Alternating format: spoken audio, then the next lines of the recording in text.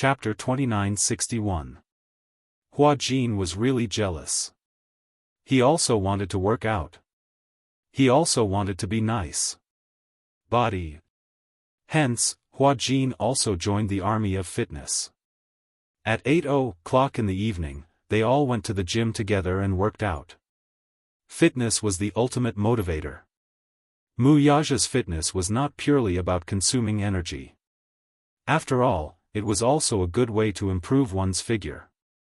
His perseverance was definitely not a slacker either. Once he decided to work out, he would definitely persevere until the end. Because of the fitness, his figure had undoubtedly become better. Sometimes at night, when they were lying in bed, Unspoken would hug him and feel his strong abdominal muscles. She could not help but feel a little surprised. Your abdominal muscles didn't seem so obvious in the past, right? Unspoken was a little puzzled. It's a little strange. You've been so mysterious recently, and your figure has become so good? Could it be that you're working out? You guessed it right. Unspoken asked half jokingly and half seriously, don't tell me you decided to work out to vent your excess energy. Mu Yaja's face was serious. Isn't it good to work out? Your figure can be very good. Your figure is so good, but I can't see it either. Unspoken was a little disappointed. You will. Mu Yaja hugged her tightly and smiled. When Yueyao is born and recuperates, we'll immediately arrange for the cornea transplant surgery. But the surgery is not something that can be done just because you want to. Unspoken felt a little wronged. After all, cornea donors can only be found by chance. I don't know when the next opportunity will come. You don't have to worry about these things. I'll worry about these things. You just need to take care of yourself and recuperate well. Don't worry about other things. Okay. Unspoken nodded. I'll listen to you. The weather was getting hotter. Unknowingly, it was already June, but the weather was already starting to get hot. Every afternoon, it was especially hot and unbearable. Every time Hua Jin came home, he would bring ice cream for the little ones. Yu and Xiao Yichen each held a Haagen-Dazs and ate with relish. Haagen-Dazs, Unspoken was drooling. She used to love Haagen-Dazs when she was still an office worker. This is the Hermes of the ice cream industry. Although Unspoken couldn't see, her ears weren't deaf. She heard the two little guys eating ice cream, and her saliva secreted even more. Hua Jin, why didn't you bring me? Unspoken asked angrily. Hua Jin said innocently, brother-in-law said that you can't eat cold food. Why? Unspoken asked gloomily, why can't I eat ice cream? That's not fair. Yu licked his lips, still yearning for more. When he heard his mother grumbling at the side, he explained, Daddy read in a book that pregnant women should avoid contact with ice as much as possible. I don't remember the exact reason, but in any case, Daddy's words are clear and logical. Mommy, just bear with it for a while. For the sake of sister's health, don't touch ice cream. Mu Yaja had read the Encyclopedia of Pregnancy before. It said that pregnant women shouldn't eat cold food, or even touch it. Research showed that when a pregnant woman's hand touched ice, the blood vessels in the uterus would contract, which would affect the blood circulation of the fetus and affect its growth. Therefore, he repeatedly ordered her not to touch anything cold. Chapter 2962. It was fine when the weather was cool, but in the middle of summer, the air conditioner alone was not enough to relieve the heat. Everything she drank was warm. Unspoken was about to complain. Why are you guys not moving? How does it feel to drink warm water on such a hot day? I feel like there's a ball of fire in my body. I'm about to burn. I'm burning. Hua Jin and Yu looked at each other and gave Unspoken a sympathetic look. Xiao Yichen, who was beside them, felt his heart ache even more. Unspoken sat at the table and held the teacup in her hand with an aggrieved expression. The teacup was filled with hot water that had just been boiled. As it had not cooled down yet, she was so thirsty that her throat was about to smoke. She could not drink any water. It was too hot. These days are simply too torturous. She wept and wailed, her hopes dashed. It was easy to be anxious during pregnancy. Moreover, it was summer. More importantly, her situation was very different from when she first got pregnant. When she was first pregnant, Wuxia had sent a top-notch nursing team to take good care of her food, clothing, and daily necessities. At that time, she was 18 years old and pregnant for the first time. The pregnancy symptoms were not serious. At first, she had some morning sickness and did not have a good appetite. Hence, the nurse in charge of taking care of her put in a lot of effort to adjust her appetite. Fruit yogurt, potato salad, watermelon juice, orange juice. Due to the need to nourish the fetus, she was arranged to live in a villa near the sea. Although she did not leave the house, the villa had a large courtyard, rockery, and flowing water. When she was free, she would take a walk in the courtyard. When she took a walk, a large group of people followed closely behind her. After all, the child in her stomach was precious. Wuxia repeatedly emphasized that if anything happened to the child, they would be held accountable. They could not bear the responsibility. Hence, they took good care of her 24 hours a day. For the first 6 months of her pregnancy, she would take a half-hour walk every day. It was because she heard that if she exercised more during pregnancy, the delivery would be much smoother. Sometimes, when the weather was good, she would go to the beach, step on the tide, walk barefoot on the beach, and pick up seashells. When she returned home, she settled down and made a wind chime with the seashells and hung it on the window. Her craftsmanship was especially good, and the wind chimes she made were beautiful and unique. When the sea breeze blew, the shells gently swayed, making a crisp and pleasant sound. At that time, although the days were leisurely, she was never idle. She would read books, do her homework, watch TV when she was free, sit on the swing in the courtyard, and bask in the sun. Every day, she would arrange herself to the fullest. However, things were different now. She couldn't see, so it was inconvenient for her to do anything. When it came to pregnancy, it was extremely boring. There was a little one in her stomach. She had to carefully protect her, but she also had to worry about this and that. Reading books, watching TV, surfing the internet on his phone, doing handicrafts, drawing, it was basically impossible for her to complete it on her own. Most of the time, she could only sit on the recliner and listen to music. Wuxia specially bought a lot of albums for her, saying that he wanted to give the baby prenatal education and cultivate his temperament. Temperament? All right. What Mozart? What Chopin? What Richard Bradman? Oh my God. Let her go. Chapter 2963. But other than listening to music, she seemed to have nothing else to do. Even though she was craving for some snacks on a whim, just as she opened a packet of potato chips, Yu appeared out of nowhere and snatched the packet away from her. He said righteously, "You can't secretly eat potato chips. There's selenum in potato chips. If it's eaten in large quantities, it might cause fetal abnormalities." Although the potato chips have been processed at high temperatures, they still contain high levels of oil and salt, which can cause pregnancy hypertension. "I ate potato chips when I was pregnant with you too," Yunshursher said, feeling wronged. "Weren't you fine?" "That's because I was strong enough."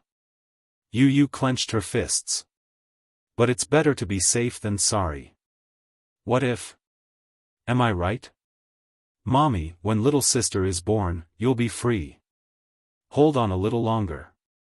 She couldn't eat spicy food. She couldn't eat ice. She couldn't eat too much meat either. She couldn't eat too much sugar either. More importantly, ever since she got pregnant, she really had nothing to do besides listening to music and taking a stroll after meals. More importantly, Wuxia's nursing skills were indeed passable. After all, he was born into a rich family and had never served anyone before. This was his first time serving someone, and it was her. Although his attitude was good, but, in the middle of the night, she was suddenly awakened by hunger. Her stomach was growling. She turned her head and saw that Mu Yaja was sleeping soundly. Hence, she snapped her fingers lightly and the voice-activated wall lights lit up. Ever since her eyesight had deteriorated, Mu Yaja had changed all the lights in the house to motion sensor lights. Although her eyesight wasn't good, especially at night, it didn't mean that she couldn't see anything. If the wall lights were on, she could still make out the faint light. Hence, he changed them to motion sensor lights. As long as there was even the slightest sound, the lights would light up. Wherever she went, the lights would illuminate the place. At least, she could use the light to determine her direction. Where there were lights, he had removed all the furnishings and there were no obstructions. Even Yu did not expect such thoughtfulness, but Mu Yaja was the first to take it into consideration. Unspoken was amazed by such a high-tech light control system. However, it was much more convenient after changing the light control system. She followed the light and groped her way to the shelf. She took a packet of biscuits and tore off the packaging. Mu Yaja was awakened by the sound of cracking. His first reaction when he woke up was, there was a rat. Then he heard the crunching sound of a mouse eating a biscuit. When he turned around, he realized that Unspoken was no longer there. Only then did he guess that the sound must have come from a hungry kitten in the middle of the night. Following the sound, he walked into the living room and saw someone sitting on the sofa, happily munching on a biscuit. He didn't go forward to disturb her. He quietly crossed his arms and leaned against the wall, watching her eat. Unspoken was so hungry that she couldn't care less about her image. She stuffed the biscuits into her mouth carelessly. She held a bottle of mineral water in her right hand and gulped it down from time to time. She seemed to be eating too quickly and choked. Mu Yaja walked over nervously and sat down beside her. He gently patted her back. Eat slowly. No one's fighting with you. Unspoken heard his voice and was stunned. She looked up. You're awake?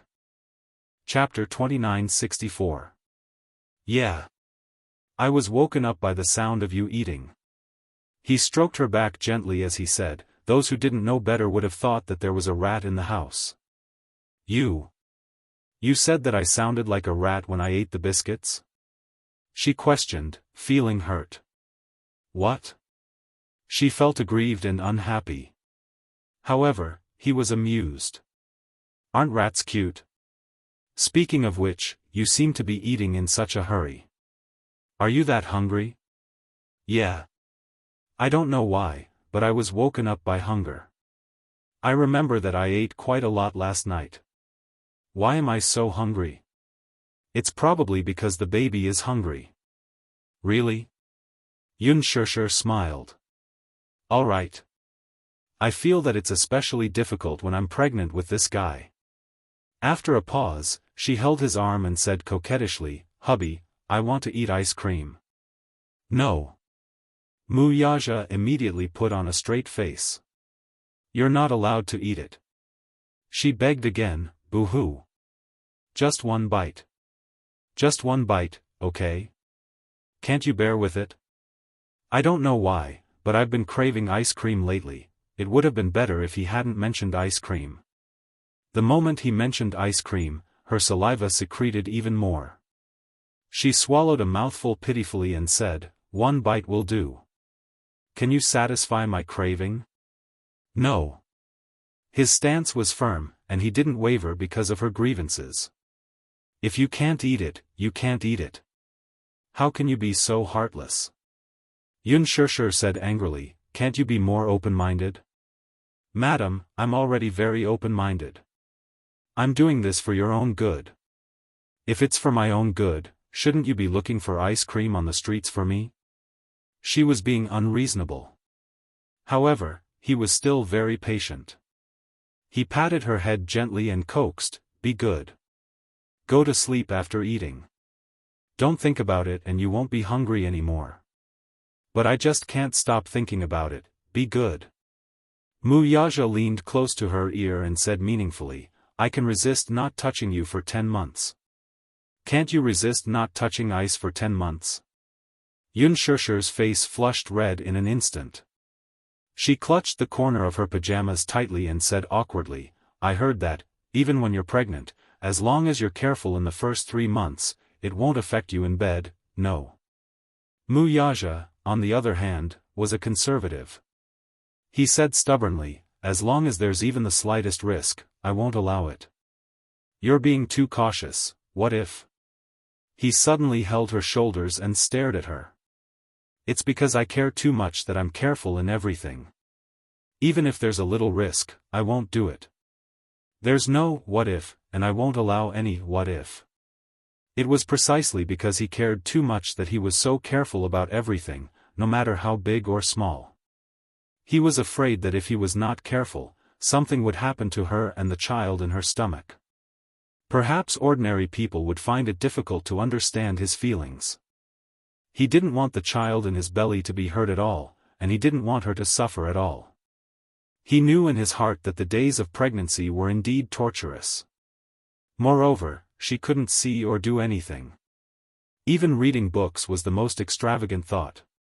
That was why he had spared no effort to spare more time to accompany him. Chapter 2965. It was a good thing that he had 2 capable assistants. However, Lu Jinyu and Jiang Shun could not voice their grievances. Those who didn't know better would think that boss was pregnant for 10 months. Yun Shusher could only give up. She reluctantly let him hold her hand and returned to the bedroom. Mu Yaja carried her to the bed and covered her with the blanket. After he got on the bed, Yun Shusher suddenly turned around and hugged him. Thank you. Huh? He raised his eyebrows in surprise. However, she heard her say, have I been making trouble for no reason recently? Before he could speak, she continued in frustration, I don't know why, but recently, my temper has been getting harder and harder to control. If I don't get satisfied with the small things, I feel especially anxious and want to flare up. Have I always made you angry? No. Mu Yaja smiled and said, Madam, this is a special period now. I'll give in to you more. In other words, even if I'm unreasonable, you won't stoop to my level? Yun Shusher teased him deliberately. When Mu Yaja heard this, how could he not know that she was deliberately digging a hole for him to jump into? However, he was a smart person. He knew that if he said yes directly, she might be unhappy. Therefore, he asked seriously, how is this being unreasonable? Madam is righteous, gentle, and virtuous. I can't wait to dote on you. Although Yun Shusher knew that he was deliberately coaxing her, her heart was still as sweet as honey. Alright, stop fooling around. Mu Yaja pulled her into his arms and reminded her, sleep early. Lying in his arms, she suddenly felt a little uneasy. Is this the happiest moment of my life? Why do I feel a little uneasy? Mu Yaja raised his eyebrows, not understanding what she meant. I'm so happy now. I don't know what the future will be like, but this should be the happiest moment of my life. I'm so happy that I feel like it's almost unreal. No. Mu Yaja gently stroked her hair. I will make you happier. I want to give you the most beautiful things in the world. Yun Shusher pursed her lips and fell asleep peacefully on his chest. Not long after, he began to snore softly. Sleeping so soon? He didn't know whether to laugh or cry. He rubbed her face. Pig. Thus, with her in his arms, he fell asleep contentedly. However, not long after, Yun Shusher's resentment towards the ice cream came again. The weather was getting hotter. Hua Jin seemed to be deliberately provoking hatred. He wholesale a large batch of ice cream, Häagen-Dazs, Baxi, Cornetto, and all kinds of other ice creams. Yu returned home and opened the fridge. When she saw the fridge full of ice cream, she broke out in a cold sweat. She couldn't help but wonder if this Hua Jin did it on purpose. Did he deliberately use ice cream to attract hatred? Didn't he know that Mommy had been complaining for a long time because she couldn't eat ice cream? What a huge grudge. Life is hard, so don't expose it, okay? Mommy is already having a hard time. However, Hua Jin said that the weather was getting hotter. If they went out to buy ice cream every day, they would be melted by the sun just by walking. It was better to do it all at once. Yu felt that it made sense. Every afternoon, Hua Jin and the two little munchkins would sit at the entrance of the back garden, eating ice cream and chatting. Yun Shishir sat at the side, hugging Liang Baikai, her face full of resentment. Chapter 2966. Mommy, just be good. Yu muttered, bear with it for a while and you'll have a bright future. Can't I just have one bite? Not even one bite. Daddy will beat me up. Yu snorted. Xiao Yichen covered his mouth as he snickered, he might even punish you with the crime of murdering the little princess. Yu nodded in agreement. Yun Shishir stood up angrily and walked slowly in their direction. When Hua Jin saw this, he immediately reached out to help her up. Sister, be careful, Yun Shishir flung his hand away angrily and said speechlessly, don't touch me. I'm not your sister. Hua Jin, who was innocently implicated, cried helplessly, why am I implicated as well? Yu didn't know whether to laugh or cry as she said, how is this being implicated? You're the real source of all evil. What do you mean by that? Hua Jin pointed at himself, wanting to cry but having no tears. How am I the source of all evil? Yu said, if you hadn't seduced Mommy on purpose, Mommy wouldn't have been so greedy. A pot floated down from the sky. It hit Hua Jin hard on the head. Hua Jin hugged the pot and said pitifully, all right. My pot. It's just pregnancy. It's not my first time. When I was pregnant with you guys, I wasn't so careful. I couldn't touch this or that. Weren't you guys healthy? When Yu heard this, she immediately cleared her throat and pouted. That's not fair. Xiao Yichen's body is so strong, but Mommy, have you forgotten that I spent most of my time in the hospital before I was 4 years old? So it turns out that you didn't take good care of the fetus during your pregnancy. Perhaps my poor physical fitness is related to this. It would have been better if she had not explained it this way. Once she did, Yu felt that Mu Yaja was right. She was even more convinced of the importance of taking care of the fetus. Another pot was thrown from the sky, and this time, it was directly smashed on Yun Shishir's head. She was completely confused as she silently cursed in her heart, your physical fitness isn't good, it's not because you're in the nurturing period. Yun Shishir explained innocently, you and Xiao Yichen are twins. The doctor said that when you were in my stomach, you were competing for nutrients. You couldn't compete with Xiao Yichen. Also, you were born prematurely 8 months ago. Because you were born prematurely, you were weak. Why is it premature? Yu asked curiously, blinking. The doctor said that it's because of the anxiety during the pregnancy, plus, at that time, when she was more than 7 months pregnant, Yun Shishir asked for permission to meet Yun Yecheng. That period of time was when the Yun family was at its most difficult. However, even though they had been meeting, Yun Yecheng was very extreme about her surrogacy. He was once so proud. How could he watch his beloved daughter use her body as the price to repay the Yun family's debt? This debt to the loan sharks might be cleared in an instant. However, the guilt he felt toward her was something that he would never be able to repay in this lifetime. Therefore, every time they met, the father and daughter would sit opposite each other. He would always think of all sorts of ways to persuade her to abort the child. Yun Yecheng's thinking was very simple, but he did not know that if she were to abort the child, it would be even more harmful to her body. Chapter 2967. Hence, during that period of time, the pressure and burden on her heart were too heavy. Her first child was twins. Furthermore, she was only 18 years old when she got pregnant. Compared to other pregnant women of her age, the preterm delivery rate was 11 times higher. Furthermore, her emotions fluctuated greatly. One morning, when she woke up, she had just gotten out of bed and walked a few steps when she felt something strange in her body. On the way back to school, in the car, she suddenly felt a warm liquid sliding down her thighs. It turned out that her amniotic fluid had broken. As there was still a long way to go before the due date, no one had expected the sudden premature birth. She was then rushed to the hospital. Fortunately, her life was saved. Hua Jin suddenly mumbled, "If it's just a little bit, it shouldn't be a problem, right?" "No way." Yu insisted. "If anything happens to mommy, daddy will tear you to pieces."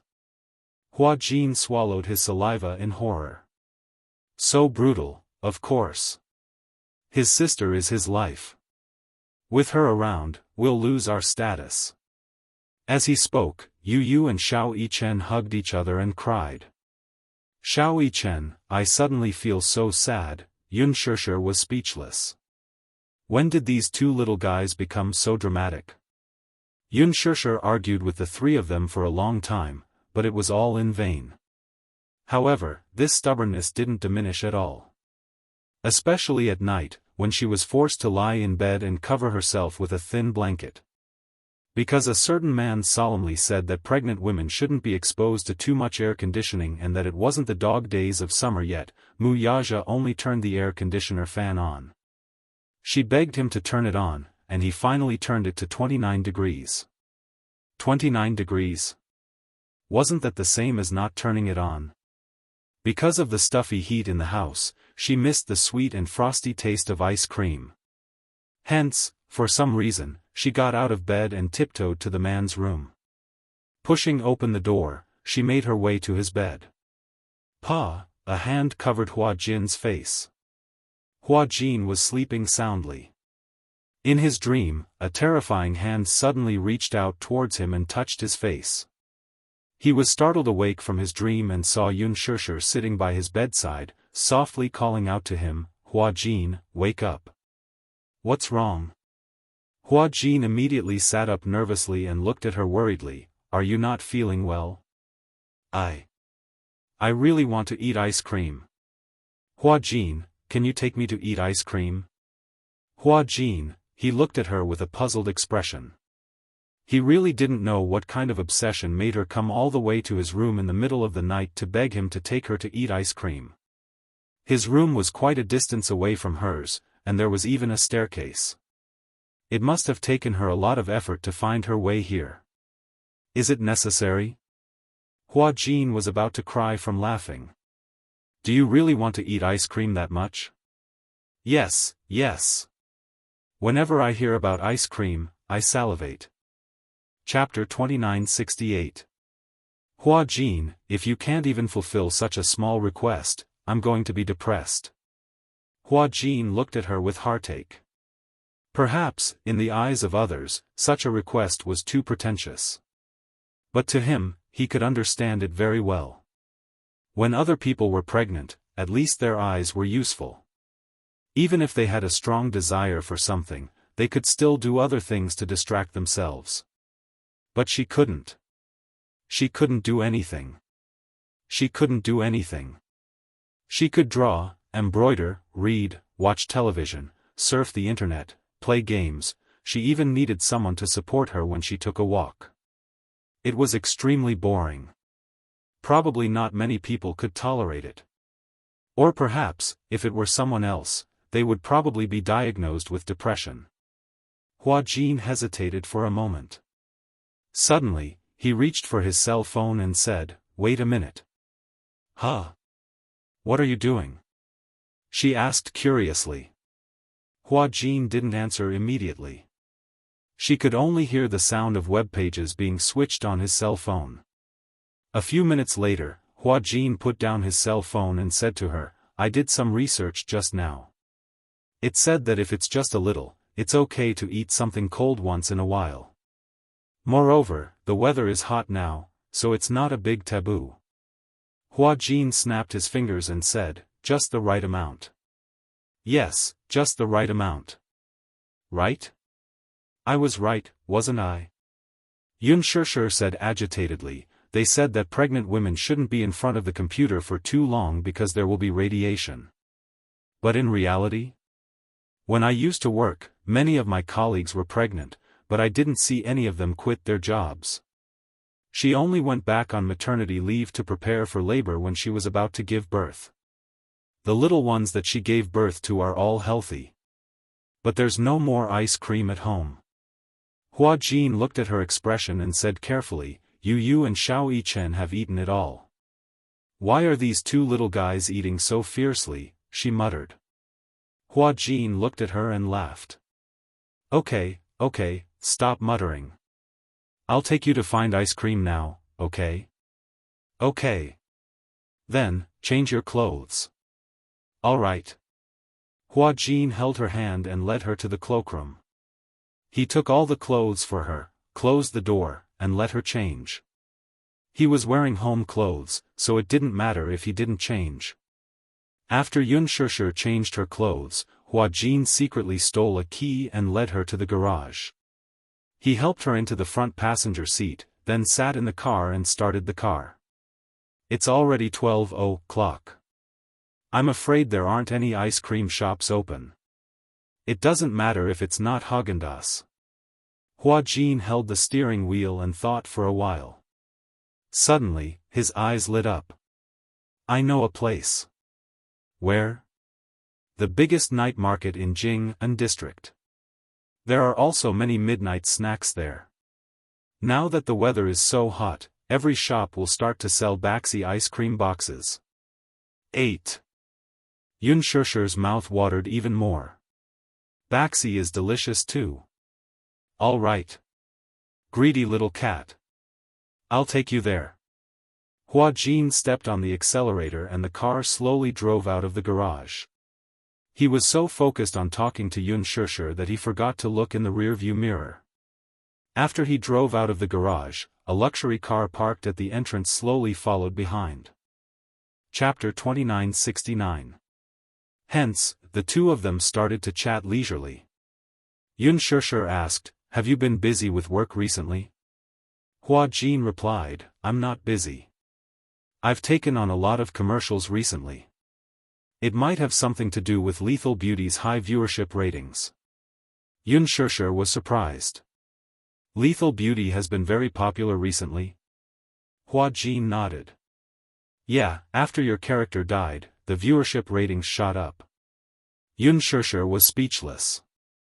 Hua Jin said, After all, the villain is dead, and the audience's passion for watching shows has been revived. Because of Lethal Beauty's good viewership ratings, I've taken on a lot of commercials.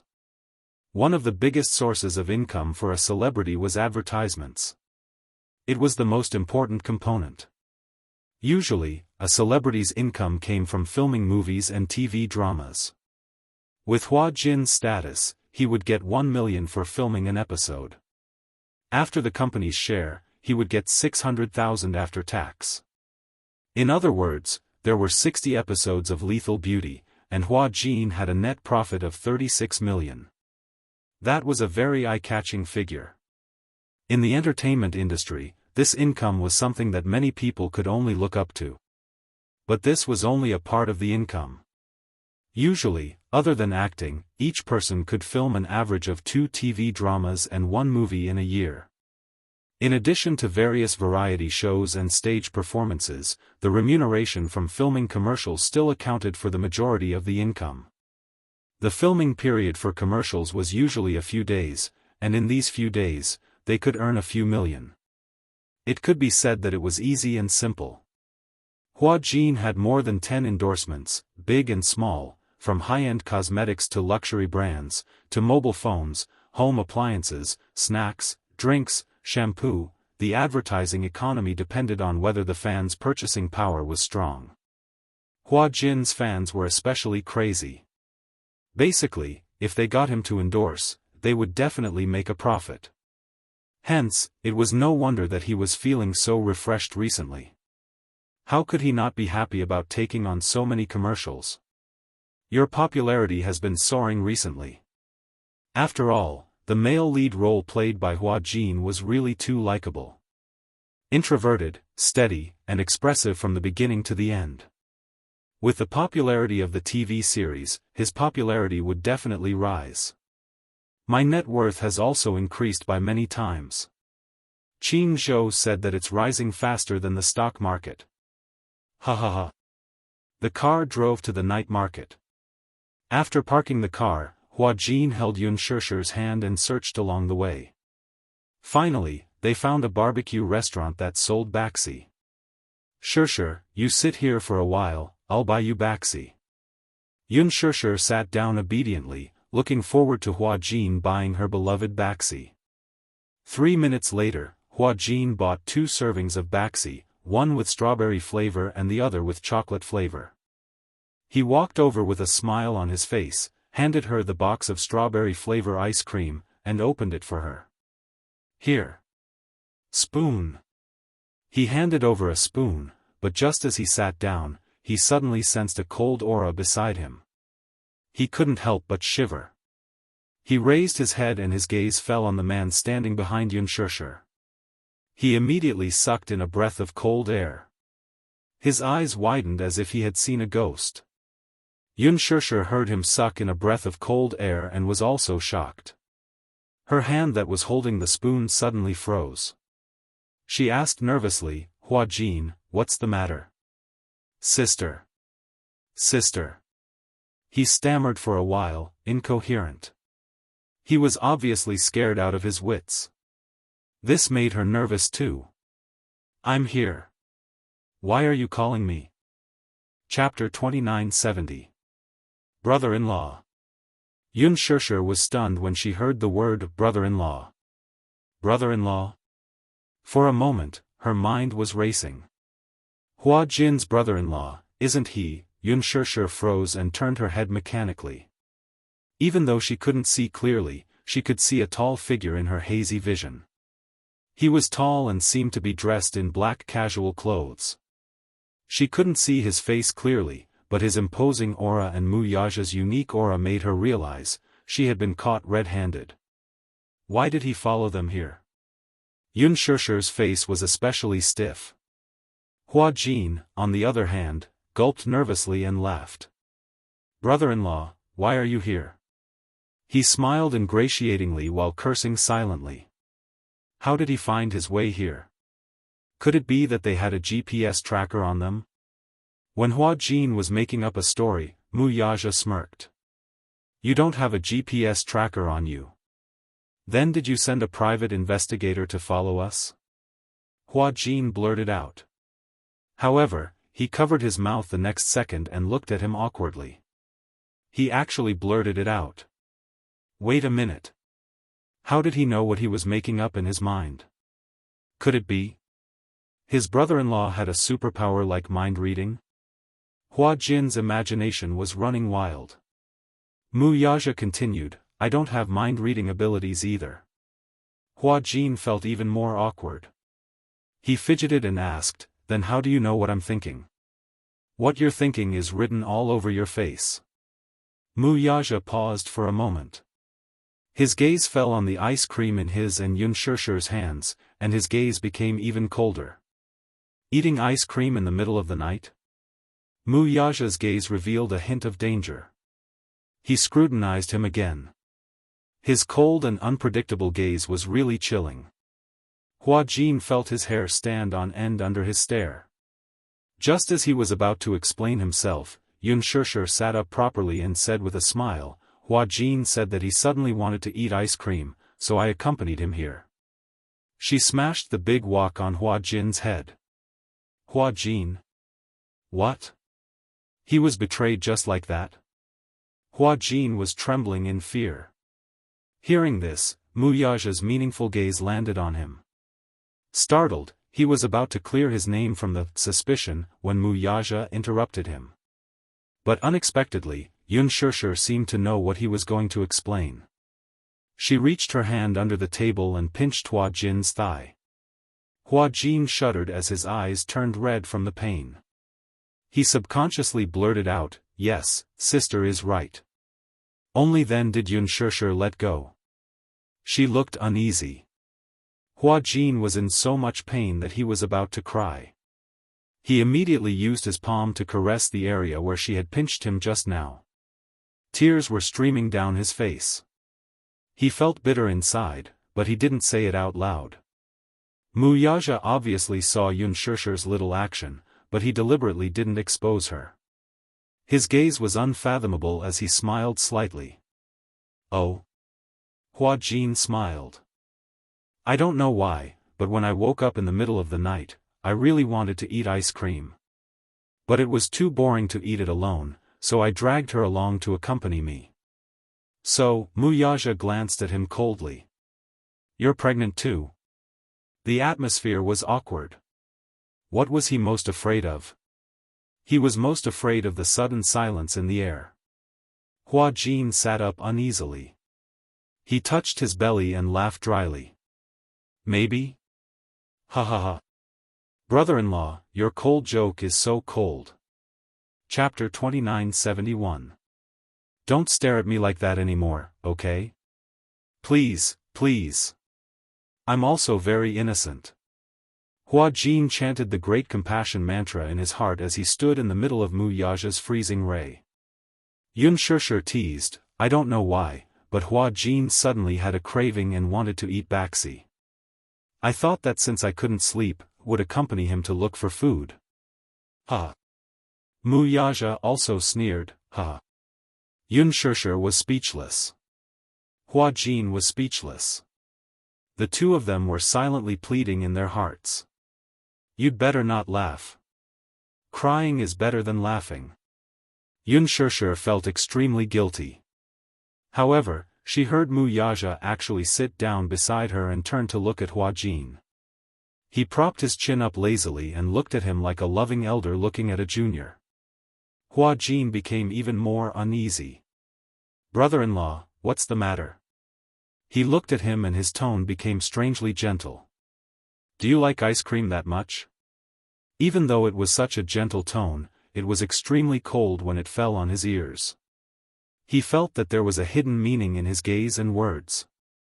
Hua Jin couldn't help but shudder. He braced himself and nodded. Yes. All right then. Wuxia suddenly stood up and left his seat. Hua Jin didn't care where he was going or what he was going to do. He nervously grabbed Yunshishi's sleeve and asked with a sad face, Sister, I don't want to be the scapegoat.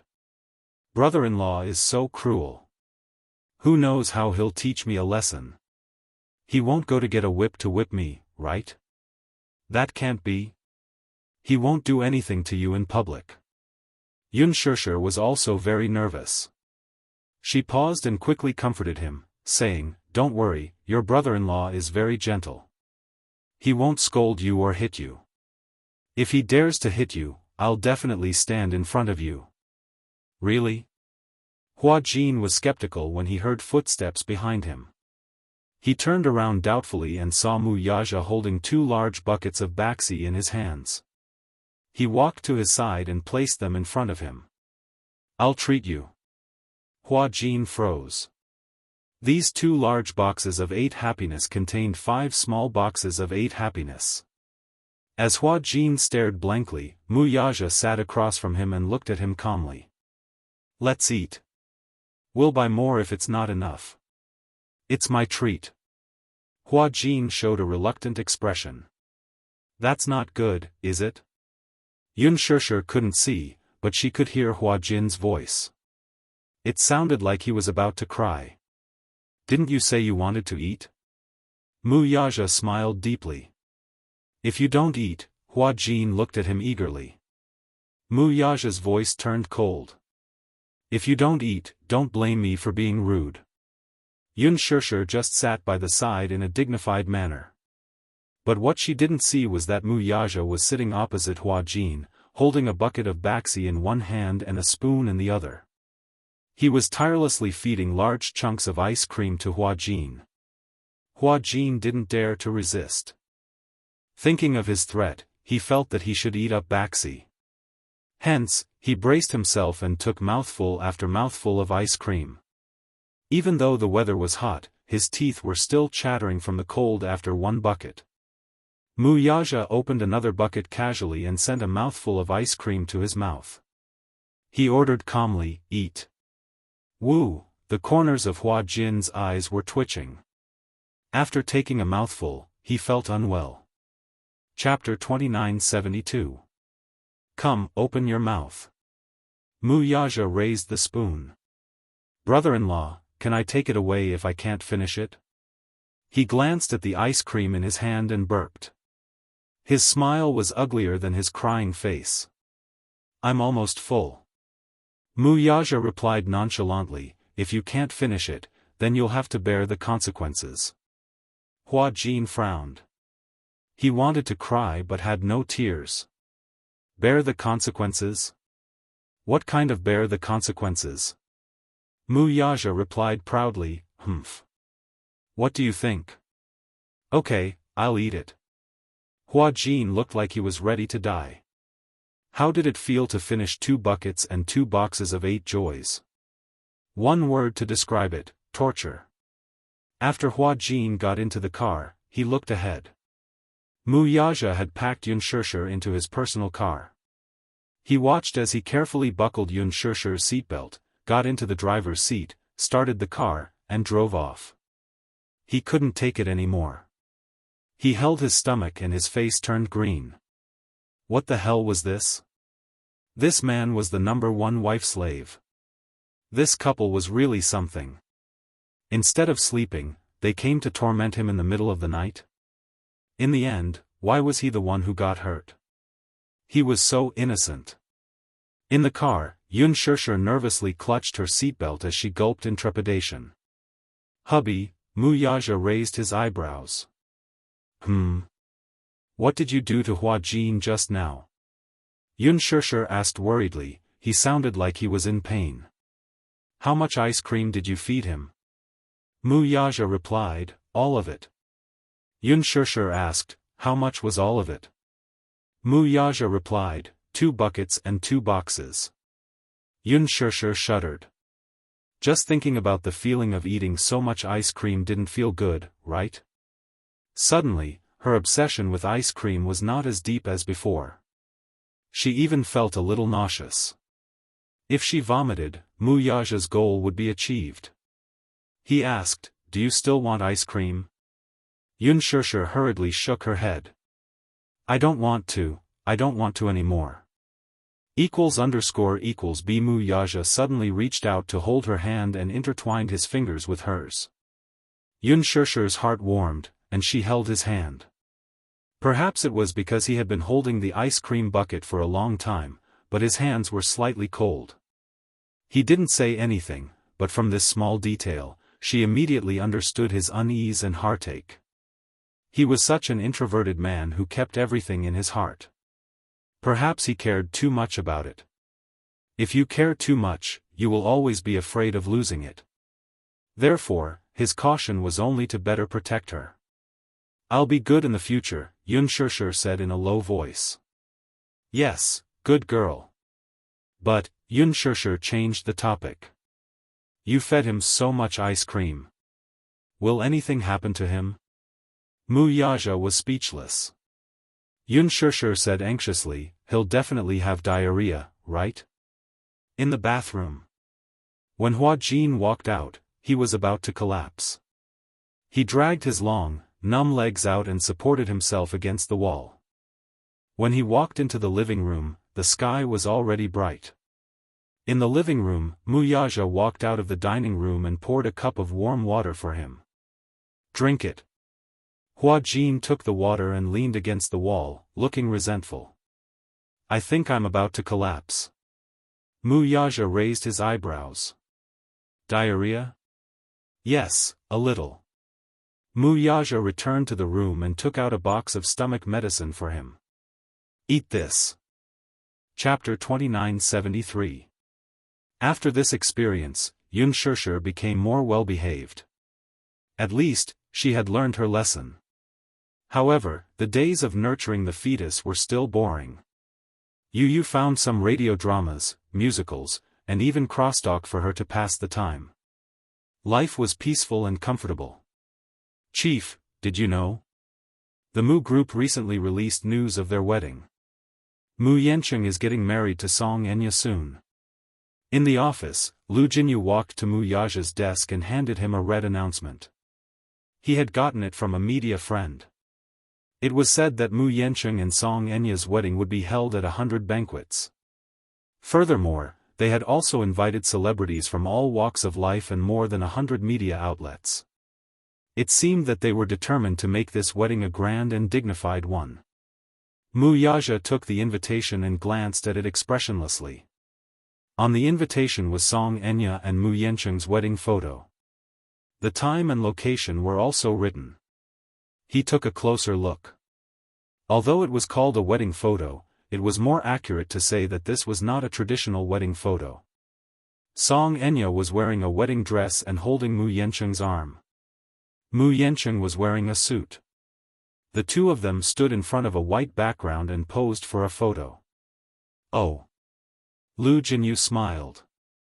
Chief, are you going? Mu Yaja glanced at him. Why should I go? To watch the show. It's boring. How can it be boring?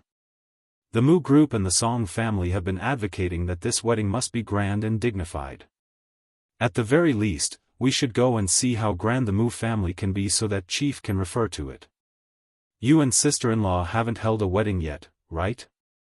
We can't let our pomp and circumstance fall short. Mu Yaja smiled playfully. Pomp and circumstance? A wedding isn't just about pomp and circumstance. More importantly, it has to be memorable. They had to be sincere. Jianghu sat at the side and snorted. The reason why the Mu group is spending so much money this time is because they want to use this wedding to revitalize the Mu group's reputation. Just like a destitute aristocrat who is so poor that he has to empty his family's fortune, he has to resort to all means to pretend to be a noble. Lu Jinyu snapped his fingers and said, to put it simply, it's just posturing. Jianghu said, bingo. Mu Yaja frowned. Although the Mu group is in dire straits, a starving camel is still bigger than a horse. After all, its power is still stable. Don't let your guard down. Lu Jinyu said, boss, aren't you bent on monopolizing the Mu Corporation's medical industry? Yes. Jianghu analyzed, however, if we forcibly acquire the medical industry under Mu Group, we will definitely suffer a great loss. The Mu Group was now very close to this industry. Although Mu Yancheng was now the head of the Mu Group in name, the real power in the family was still in the hands of Mu Linfeng. If not for Mu Linfeng's hard work, what can Mu Yancheng achieve? Lu Jinyu said, that old fox Mu Linfeng is not a simple character. He's not easy to deal with. However, given Mu Yancheng's half-baked personality, when Mu Linfeng really collapsed, the Mu family's throne would also crumble in an instant. He won't be able to stay in that position for long. All these years, Mu Linfeng's health doesn't seem to be improving. In such a situation, we can play many cards. Chapter 2974. Jianghu took a sip of tea and said casually, however, Mu Linfeng is headstrong and self-opinionated. He can't keep people around at all. Otherwise, Chief wouldn't have taken so many talents away from the Mu group so easily. Are you done with your work? Mu Yaja interrupted. Lu Jinyu and Jianghu looked at each other and immediately stood up to head to their offices. Mu Yaja glanced at the wedding invitation again and threw it into the trash can. Ming City's villa. Meng Qingxue was sitting on the sofa with a wedding invitation in her hand. She flipped open a page and saw a wedding photo of Mu Yancheng and Song Enya on it. She felt that it was an eyesore. Mu Yancheng and Song Enya's wedding was imminent. She had questioned Mu Yancheng more than once, not understanding why he wanted to marry Song Enya. However, Mu Yancheng smiled and said, Enya, don't worry. This time, I won't let you down. Then how do you explain this wedding invitation? Mu Yancheng only said, you'll understand when the time comes. Meng Qingxue was baffled by his words, but she still chose to believe him without hesitation. She hoped that he would not disappoint her this time. It was not that she was too blind, but she had seen every change in Mu Yancheng. Ever since they returned to the capital from Yen City, Mu Yancheng had spent almost every night with her. He said that he would arrange for her to stay in a villa to recuperate, so he arranged a private villa for her to recuperate. He also assigned 5 servants and a nanny to take care of her daily needs. Meng Qingxue followed his instructions and focused on recuperating. She was well taken care of. In the past 2 months, she had unknowingly gained 5 kilograms of weight. It was rare for her to gain weight. No matter how much she ate, it was difficult for her to gain half a kilogram of weight. It was clear how well she was taken care of. Not only that, he was afraid that she would be lonely. Occasionally, when he was free, he would bring her around the park, the lakeside, and even drove her to interesting places for a road trip. Perhaps it was because he had almost lost her, but compared to his past indifference toward her, Mu Yancheng cherished her even more now. It turned out that the feeling of being cherished was so blissful. Meng Qingxue originally told herself that if she loved him, half of his love was enough. She shouldn't love him too deeply. She shouldn't love him more than he did. Otherwise, she would be the one suffering. However, being wrapped in such tenderness, she seemed to have fallen into it once again. Mu Yancheng would accompany her to every prenatal checkup without exception. That morning, Mu Yancheng specially applied for leave for the usual prenatal checkup. He did not attend the meeting in the morning and drove her to the hospital. Sitting in the car, Meng Qingxue said a little embarrassedly, "You always take time off to accompany me for prenatal checkups. Won't anyone criticize you?" Mu Yancheng replied, "I'll be worried if someone else comes with you." Meng Qingxue's heart warmed when she heard this. The corners of her lips curled up as fireworks seemed to explode in her heart. When they arrived at the hospital, Mu Yancheng helped her out of the car and into the gynecology department. After accompanying her through various checkups, he helped her to a chair and said to her, "I'll line up to get the report. Wait for me here." "Okay." Mu Yancheng smiled and handed her the mineral water he had bought before turning to line up. Chapter 2975. Meng Qingxue sat quietly at the same spot and waited. She was bored, so she took out the half-finished cloth shoes from her bag. When she was pregnant, she had nothing to do at home, so she learned how to do handicrafts. From the child's knitted shirt to the cloth shoes, she thought that the clothes she knitted would look better on the child, so she wanted to do everything herself. Anyway, she had nothing to do. She was usually busy with these handicrafts, so she enjoyed it. Halfway through her knitting, she suddenly heard a woman gritting her teeth behind her. "Meng Qingxue?" Meng Qingxue turned her head when she heard someone calling her name, only to meet Song Enya's gaze by chance. As the saying goes, enemies meet on a narrow road. This was probably it. Meng Qingxue did not expect that Song Enya would come to the same hospital as her for a prenatal checkup on this day. However, unlike her, Song Enya was accompanied by Jiang Qimeng. Jiang Qimeng also went to line up to receive the report, leaving Song Enya sitting on the stool and waiting. Song Enya was furious when she saw her. She did not even need to think about who was accompanying this woman for a prenatal checkup.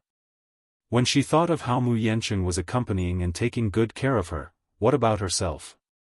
She could only let Jiang Qimeng accompany her for a prenatal checkup. She was alone, and her heart was filled with hatred. She stood up at once and walked up to Meng Qingxue. Her vicious gaze landed on her slightly bulging belly and she narrowed her eyes. It was said that this woman was also 5 months pregnant. Ever since Meng Qingxue returned to the capital, she had thought of ways to look for her. The hateful thing was that Mu Yancheng had protected her very well. No matter how much she asked, she could not find out where she had gone. She only knew that Mu Yancheng had been accompanying her and taking care of her. He was with her every night. Just this matter alone was enough to make her feel especially unbalanced in her heart. On what basis? She was his fiancée. Even if there were no feelings, she was pregnant with his flesh and blood. As a father, Shouldn't he ask about her and show some concern? Song Enya felt bitter in her heart. When Meng Qingxue saw her, her heart skipped a beat, and a contemptuous expression appeared on her face. So it's you? She smiled arrogantly and coldly. Are you here for a prenatal checkup too? Meng Qingxue, how dare you say that? Song Enya did not bother to hide her anger as she pointed a finger at her. Are you feeling smug? You feel a sense of accomplishment for interfering in someone else's marriage, don't you? Meng Qingxue was stunned. Song Enya's loud voice attracted the attention of the people around her. The people who came here were all pregnant women who came for a prenatal checkup. As soon as they heard this sentence, everyone's curiosity was suddenly gathered. Everyone looked in their direction, only to see two people, one standing and one sitting, angrily confronting each other. Meng Qingxue sneered. I don't know what you're talking about. You don't know what I'm talking about? Song Enya paused. Has Mu Yanqing been with you for the past 2 months? Meng Qingxue retorted, what does that have to do with you? I'm his wife. What do you think it has to do with me? Chapter 2976. When the crowd heard this, they immediately understood what was going on. It turned out that this indignant woman was the first wife, and this pitiful and innocent woman sitting in the seat was the mistress? How long has it been since I last saw my husband?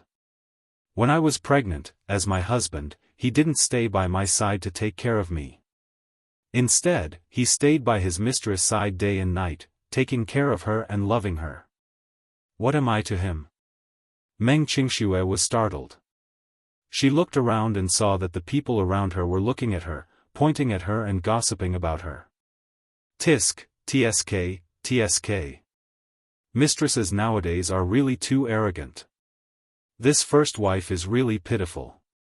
She's pregnant, but he's not by her side to take care of her. Is the mistress pregnant too? Look at her. If she's not pregnant, why would she be here? She's probably here for a prenatal checkup. Looking at her belly, she should be 5 months pregnant. The mistress and the first wife are both pregnant? How rare. How much of a scumbag is this man? He actually made his wife and mistress pregnant at the same time. It's too disgusting. She bit her lower lip hard and glared at the missy furiously. This woman was really vicious. She actually wanted to use public opinion to criticize and suppress her. Song Enya continued, you guys don't know, right? My husband and I are getting married next month, but this woman is obviously trying to disgust me. I don't know what methods she used to keep my husband by her side. She must have whispered something into my husband's ear. It's been 2 months. My husband has never asked me a single question, nor has he ever come to see me or the child. I really don't know what to do. At the end of her sentence, her eyes turned red. She covered her face with her hands and let out a sad sob. When everyone heard this, they were filled with righteous indignation and started insulting her. This woman is really shameless. Why is a mistress so disgusting? I think she's quite pretty. She can have any man she wants. Why does she have to cling on to someone else? Maybe this man is rich. Isn't this the way of the world now? Any man with a little money is easy to become arrogant. He doesn't fall at home, but outside, he's arrogant. Just like the emperors of ancient times. A mistress is despicable, and a husband is even more despicable. It's better not to marry such a man. Song Enya wiped her tears and said, there's nothing we can do even if we regret it. We already have a child. We can't let the child be born without a father, right? Yeah, that's a problem. Some of the older people couldn't stand it. They pointed at Meng Qingxue and said, if you have a conscience, don't cling on to someone else's husband. As for the child in your belly, hurry up and abort it. What's hers is hers. Even if you snatch it away, can you still have a clear conscience? Exactly. She was a good girl, why did she interfere in someone else's marriage? You will suffer retribution for doing this. Meng Qingxue suddenly raised her head and said in a deep voice, I'm not a mistress. Song Enya glared at her. What did you say? I said. Meng Qingxue suddenly stood up and stood face to face with her. I'm not a mistress. You are. When everyone heard this, they were shocked again. This situation could not help but become a little chaotic. Some people could not understand what was going on. Chapter 2977. Meng Qingxue sneered and looked straight at Song Enya as she said word by word, Song Enya, you're the third party who came between Yanqing and me. What did you say? Isn't that so? Meng Qingxue said coldly, I was the one who got together with Yanqing in the beginning. What about you? Yes. I admit that you're going to marry him, but don't think that I don't know what tricks you used. Song Enya's face turned pale as she said, don't spout nonsense. Who are you calling a third party? You. Meng Qingxue's eyes were cold as she thought to herself, are we competing in acting? Song Enya, you've been scheming against me all this while. You've been pressuring me step by step and using underhanded means to harm me. You've even threatened my unborn child. You're vicious and merciless, but I won't back down anymore. At the thought of this, Meng Qingxue smiled coldly and straightened her back, giving off a feeling that she would not tolerate any violation or blasphemy. She looked around and said, even if you want to be the righteous ones, you have to get to the bottom of the matter before you blame others. Do you really believe what she said?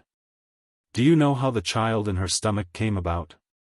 Before Song Enya could say anything, Meng Qingxue continued, yes, I admit that Yanqing is your fiancé now, but Yanqing originally belonged to me. The person he loves is me, and the child in my stomach is different from the child in your stomach. The child in my stomach was given to me by Yanqing. But the child in your belly was stolen by you. What? Everyone was shocked when they heard this. How could the child in her stomach be stolen? What do you mean? How could the child be stolen? I don't understand. Song Enya immediately understood what she was going to say. She was so angry that her entire body trembled. Shut up. Why? Miss Song, are you feeling guilty now? Don't you want everyone to be the judge for you? Why don't you tell us how the child in your stomach came about? So that everyone can judge who is right and who is wrong. Shut up. Song Enya barked. Meng Qingxue smiled, but did not take her warning seriously. She turned around and said to everyone, you don't know, right? The woman standing before you is the mayor's daughter, Song Enya. Song Enya? Ah. I read in the newspapers that our mayor, Song Jianghu, has a total of 3 children. The second daughter is called Song Enya. I heard that she came from a prestigious school and is highly educated. She also has outstanding looks. So it's the mayor's daughter. Meng Qingxue continued, the child in her belly is a test tube baby conceived through artificial insemination. As for where did this sperm come from? She stole it from the sperm bank. As soon as he finished speaking, the crowd went into an uproar. Stolen? How is that possible? Meng Qingxue said coldly, it's indeed hard to believe. She comes from a prestigious family and is the mayor's woman.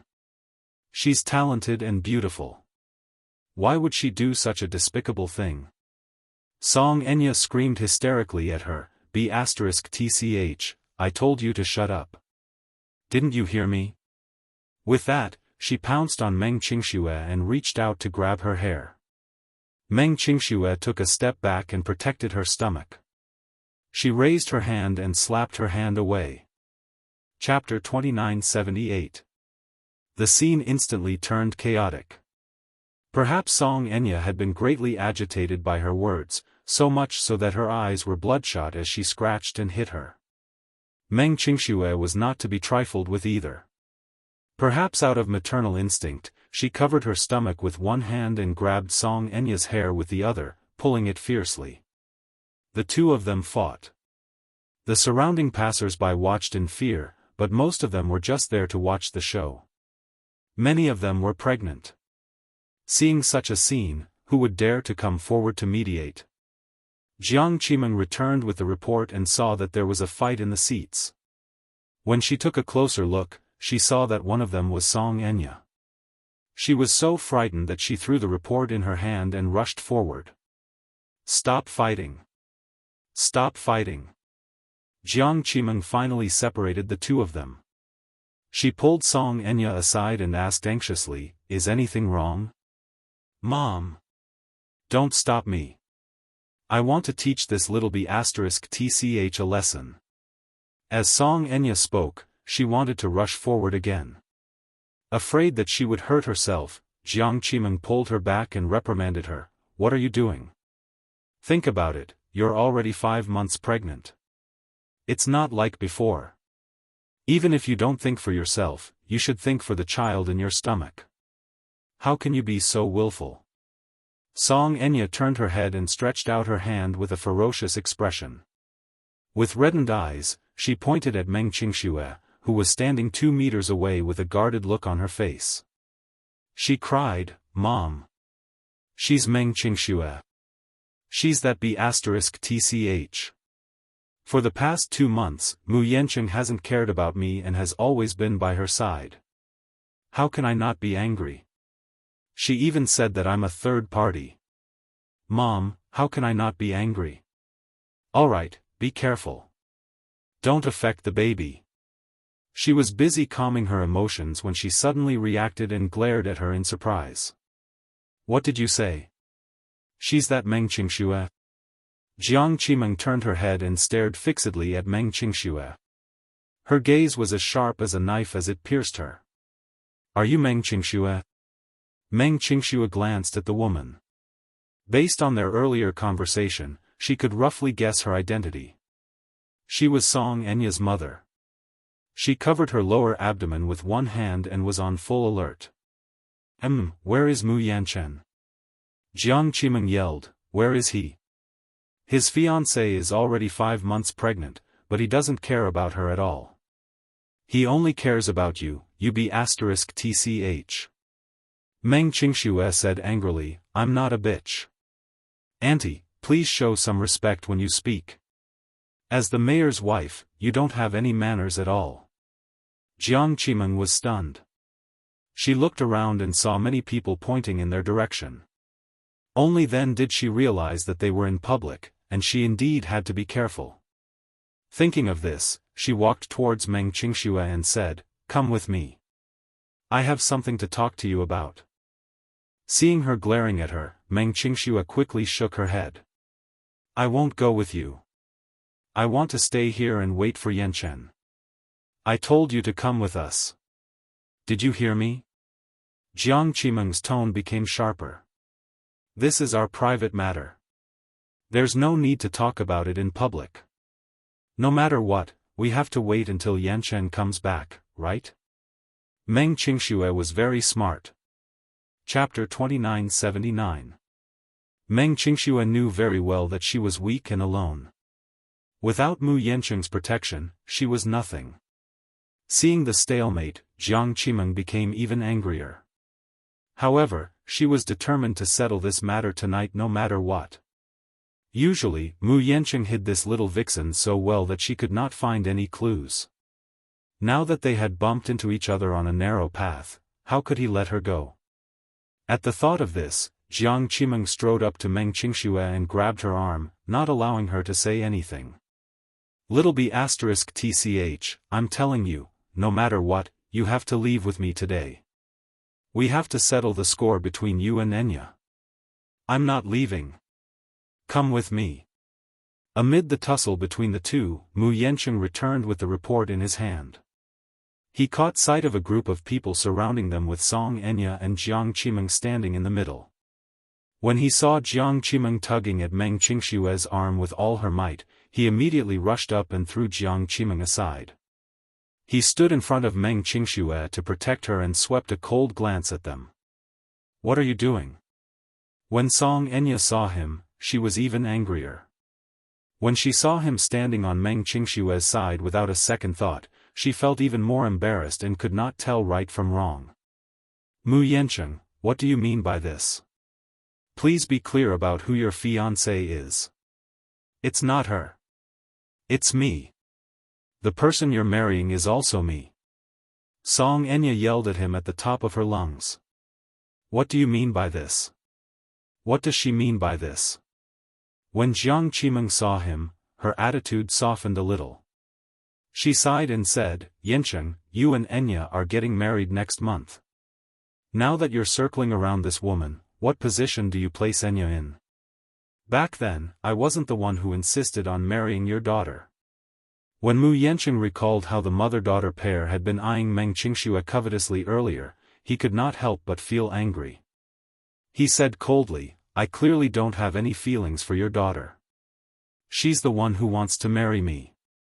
I told her back then that I can marry her, but she has no right to interfere in my private affairs. This is a treaty, and I made it very clear. You're having an affair. Song Enya accused, logically speaking, this shouldn't exist. Mu Yancheng could not help reminding her, Song Enya, we're not married yet. But our wedding is next month. Song Enya fumed. Why? All I want is a loyal marriage and a loving husband, can't I get it? Do you have the right to do that? He paused for a moment before adding, if you don't want this disloyal marriage, you can call it off at any time. I don't mind. Mind? Song Enya looked at him in disbelief. She could not believe that he would say such a thing. For a moment, countless fragmented scenes flashed through her mind. She had worked so hard to get what she wanted, but in the end, she did not get anything. She had racked her brains to get Mu Yaja. She did not hesitate to go through extreme pain and bear all the humiliation to get pregnant with Mu Yaja's child so that she could marry him. In the end, she realized that she was the one who was being played. Chapter 2980. In the end, what happened? Yun Shishir, whom she hated the most, was now being doted on by Mu Yaja. She was as blissful as she could be. A while ago, a media reporter reported that Yun Shishir had lost her eyesight due to that accident. Her eyes were injured and she was now recuperating at home. It was also said that because of Gu Xing's incident, Yun Shishir was depressed and had no appetite. She almost lost the child in her stomach. However, she saw the paparazzi secretly taking photos of Yun Shishir wearing a mask and accompanied by Mu Yaja to the hospital for a prenatal checkup. She was all smiles the entire time. When Mu Yaja looked at her, even though the pixels of the photos were blurry, she could still feel his doting behavior, as if he was protecting a child. She hated it. Why did some people get happiness so easily, but what about her? Thinking about Yun Shishir, Meng Qingxue, and herself, Song Enya's heart suddenly turned cold and she felt so pitiful. She clenched her fists and suddenly walked toward Meng Qingxue. Grabbing her hand, she asked Mu Yancheng, why do you like such a woman? What are you doing? Mu Yancheng tried to block her hand, but Song Enya pushed him away abruptly. Looking at Meng Qingxue with a ferocious expression, she said arrogantly, I don't know where this little wild model came from. In terms of family background, and looks, how can such a lowlife compare to her? How am I inferior to her? Why are you protecting her like this? Don't you know? Your second uncle will never let her step into the Mu family's door. Mu Yancheng was taken aback by her words. Don't tell me you've forgotten why your second brother was chased out of the Mu family? Song Enya's eyes were red as she gritted her teeth and said, it's because he insisted on being with Yun Shishir. But your second uncle is proud and arrogant. The Mu family's threshold is so high that it's not something that a slut of unknown origin can step into. If you insist on keeping this trash, have you not thought about the consequences? She paused for a moment before continuing, your second brother loves beauties so much that he's willing to give up the Mu family's empire. But he was different. He was capable and had a business mind. Even if he left the Mu family, he would still be able to make a name for himself. Now that he had established the Jianghu financial group, he could still maintain his glory. What about you, Mu Yancheng? Don't forget what you relied on to become the head of the Mu Jia. Ask yourself, if you leave the Mu family, what are you? You're nothing. Mu Yancheng's face paled as he was agitated by her attack. But what she said was the truth. If he left the Mu family, he would have nothing. He's not like Mu Yaxia. Mu Yaxia had a genius business mind since he was young. Even when he was still the CEO of the Mu Group, although he was controlled by Mu Linfeng on the surface, who was Mu Linfeng? It was not an exaggeration to describe him as a sly old fox. He actually managed to empty more than half of the Mu Group behind Mu Linfeng's back. Although it was said that he was chased out of the family, this was only the Mu family's side of the story. What was the truth? He left in a carefree manner and became the chairman and CEO of the Jianghu financial group in a grand manner. He was still a glorious legend. As for him, Mu Linfeng would not let Meng Qingxue step into the Mu family. Chapter 2981. Although he was the head of the family, the real power was still in the hands of Mu Linfeng. What Mu Linfeng wanted was only a puppet and a facade. His current extravagant lifestyle was being held down humbly by the Mu family. If he left the Mu family, he would really have nothing. Don't you want to think about it properly? Song Enya pointed at Meng Qingxue and questioned him. For such a woman, is it really worth it to follow Mu Yaxia's example and give up the position of the Mu family head? Mu Yancheng glanced at Meng Qingxue.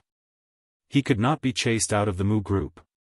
He wanted to give Meng Qingxue and the child in her womb the best life possible. However, all of this was given to him by the Mu group. Once he left the Mu group, he would have nothing. Meng Qingxue looked at him anxiously. As if she could see through his struggle, she smiled and said, Yancheng, don't listen to her. Even if you leave the Mu group, you won't have nothing. Don't you still have me? And the child in my womb? How can you have nothing?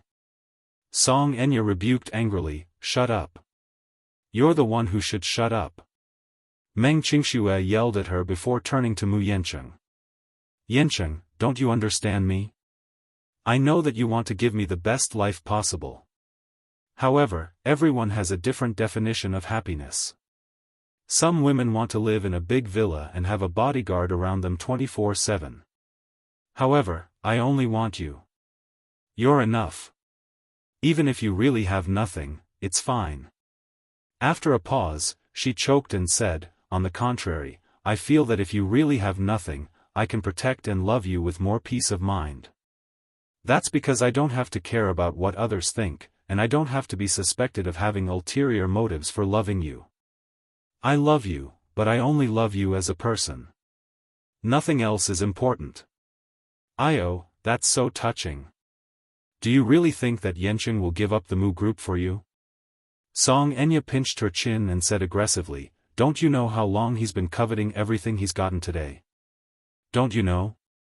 How long had he yearned for this day? Now that he has obtained everything, do you really think he will be willing to give it up again? What a joke. You? After a pause, she added, it's easy for you to say that, but don't you know that a poor couple has many sorrows? What Mu Yancheng wanted had always been obvious, so he would naturally make the right choice. It's not your turn to fan the flames here. Song Enya. Meng Qingxue glared at her and suddenly sneered. I heard that in order to get pregnant with Mu Yaxia's child, you did not hesitate to undergo artificial insemination. However, you didn't expect that Mu Yaxia would swap your semen for Yancheng's. By a freak combination of factors, you got pregnant with Yancheng's child. So? Is this what you want as well? Song Enya's face turned ugly. Shut up. Her gaze suddenly landed on Meng Qingxue's stomach. A cruel glint flashed across her eyes as she curled the corners of her lips into a bloodthirsty smile. Do you think that with the child in your stomach, you can become a mother because of the child? You're delusional. I'd like to see how you're going to strut around in front of me if you don't have this child. As she said that, she suddenly stretched out her hand and grabbed at her stomach. No! Chapter 2982. Meng Qingxue was so frightened that her face turned pale. She hurriedly retreated, but Song Enya pounced on her like a madwoman and wrestled with her again. She wanted to destroy this child. When that time came, let's see how a fallen woman like Meng Qingxue could stir up trouble. Mu Yancheng finally reacted. Without thinking, he rushed over and separated the two people who were wrestling. He stood in front of Meng Qingxue and pointed at Song Enya. He said sternly, "Song Enya, are you a shrew? I've already warned you time and time again that you shouldn't pester me endlessly without knowing what's right or wrong. Otherwise, don't blame me for being rude." Shrew? Are you calling me a shrew? Song Enya widened her eyes in shock. She could not believe that he would say that about her. Shrew. No one had ever described her like that since she was a child. If you dare to touch a single strand of Qingxue's hair, I won't let you off. Mu Yancheng's next words thoroughly infuriated Song Enya. She nodded. Her eyes were sharp as she said in a trembling voice, "All right. Mu Yancheng, you're amazing. You're really amazing. I'd like to see what you can do to me if I get rid of this B** starred in this woman's stomach." With that, she rushed hysterically toward Meng Qingxue and pushed Mu Yancheng with all her might. Her eyes were bloodshot. Seeing that Meng Qingxue was about to be pushed to the ground, Mu Yancheng was concerned about the child in her stomach. Without thinking too much, he supported Meng Qingxue and pulled her into his arms. With his other hand, he pushed Song Enya protectively. Song Enya put all her strength into her hand, so when Mu Yancheng pushed her, she could not maintain her balance at all and her body leaned back. Mu Yancheng only heard Jiang Qimeng scream. The next second, he heard the sound of something falling heavily to the ground. Her bag fell to the ground, and the skincare products and phone inside scattered on the ground. Then, the sound of people gasping could be heard from all around. Meng Qingxue was also taken aback. Mu Yancheng hugged her and followed her line of sight, only to be horrified to see Song Enya lying on the ground. Her contorted features showed how much pain she was in. Jiang Qimeng immediately ran over and helped her up. Concerned, she asked, "Are you all right?" Song Enya's face was ghastly pale as beads of cold sweat broke out on her forehead. Jiang Qimeng flew into a rage out of humiliation. Pointing at Mu Yancheng, she yelled, "Mu Yancheng, are you crazy? Enya is also pregnant with your child. What do you mean by this? You." "Mom," beside her, Song Enya's feeble voice interrupted her helplessly. She clutched Jiang Qimeng's sleeve tightly as she sobbed weakly, "Mom. It hurts," someone screamed, "It's bleeding." Jiang Qimeng looked at her legs in shock, only to see two streams of viscous liquid flowing down her inner thighs slowly. "Enya. Why are you bleeding?" Song Enya's face turned even paler when she heard that she was bleeding. She only felt a sharp pain in her stomach, as if something in her body was falling hard. She followed Jiang Qimeng's gaze and looked down. When she saw the drops of blood on the ground, she was so anxious that she was about to cry. Meng Qingxue was also shocked by this scene, and her face turned ugly. Chapter 2983. Song Enya was afraid and in despair. She was 5 months pregnant, so it was not like she did not have any feelings for the child in her stomach. Furthermore, this was her last bargaining chip and bet. If she lost it, she would not know what to do. "Mu Yancheng, why are you so heartless?" Jiang Qimeng questioned. The people around them immediately said, "Hurry and send her to the emergency room." Yes. The nurse rushed over when she heard the news and pushed Song Enya to the emergency room. Meng Qingxue's breathing quickened. She grabbed Mu Yancheng's sleeve and asked worriedly, "Will something happen to Song Enya?" "I don't know." Mu Yancheng did not know how to reply to her. Because even his mind was in a mess. Meng Qingxue asked cautiously, "What if the child in her stomach can't be saved?" Will you be sad? No. Mu Yanqing sneered. That child shouldn't exist. It's her own fault and she deserves it. I didn't want to push her. It's her. I'm afraid that she'll hurt you. As he spoke, his breathing suddenly quickened. Mu Yanqing looked down at his hands. It was these hands that had pushed Song Enya away earlier. If the child really could not be saved, it must be because of him. But, I didn't push her on purpose. He didn't do it on purpose. He didn't want to hurt her. Meng Qingshue's heart ached. She hugged him tightly and said sadly, Yanqing, don't think about it. I know, I saw it. You didn't want to hurt her. You were trying to protect me. Don't blame yourself. Mu Yanqing hugged her and closed his eyes weakly. Outside the operating theater, Jiang Qimeng had been sitting for a long time. When Mu Yanqing and Meng Qingxue walked over, she looked up and saw them. She stood up agitatedly and pounced on Meng Qingxue. It's all your fault. It's all your fault, you little b*tch. The doctor said that the child might not be saved. If it weren't for you, if it weren't for you. As she spoke, she was about to slap Meng Qingxue.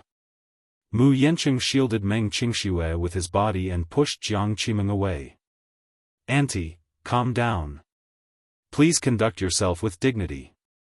Jiang Qimeng's eyes were bloodshot. Mu Yanqing, are you still going to protect her? If the child doesn't survive, it has nothing to do with her. Mu Yanqing said agitatedly, I'm responsible for this. I'll take responsibility for my own actions. If you have any dissatisfaction, just come at me. Jiang Qimeng nodded and said in a trembling voice, okay. You're a man, you're a responsible man. Why are you going's mother? What if she lost her child?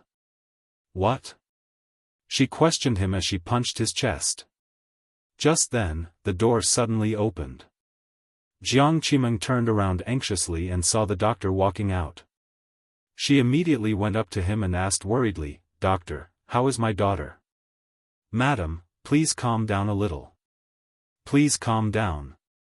I'm really sorry that the child couldn't be saved. I'm sorry. Jiang Qimeng's eyes widened when she heard this. She fell to the ground weakly and could not get up no matter how the nurse tried to help her. Soon, the operating table was pushed out. Song Enya had just finished a curettage. As she was 5 months pregnant, the anesthesia from last night's curettage had slowly worn off. She endured the pain as her face was covered in cold sweat. Chapter 2984. Jiang Qimeng's heart ached as she rushed forward. She held on to the bed and looked at her.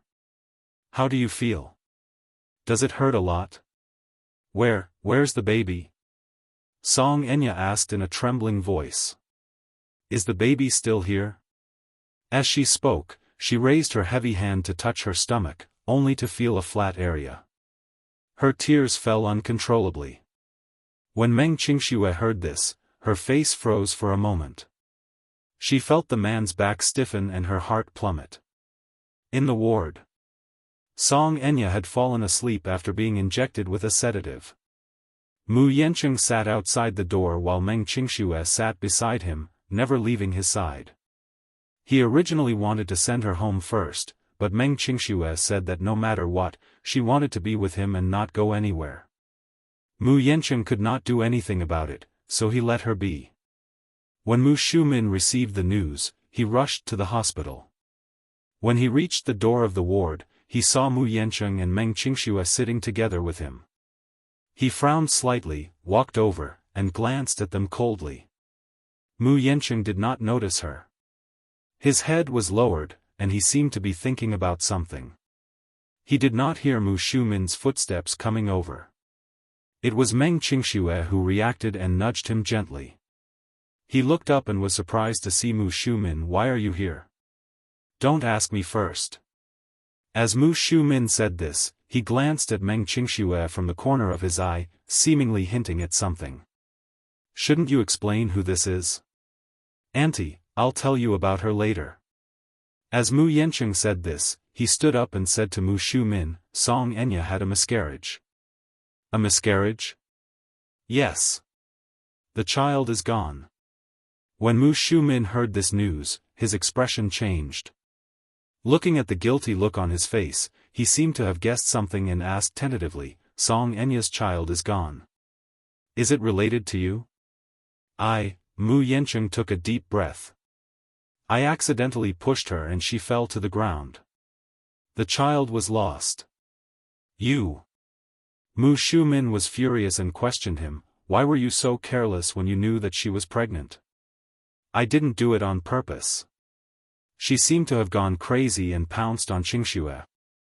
I saw that she was like a shrew, so without thinking, I wanted to push her away. In the end, I didn't control of my strength. In the end, it's all because of this woman, right? Yes. You. Meng Xianxia. Mu Yancheng said unhappily, don't spout nonsense.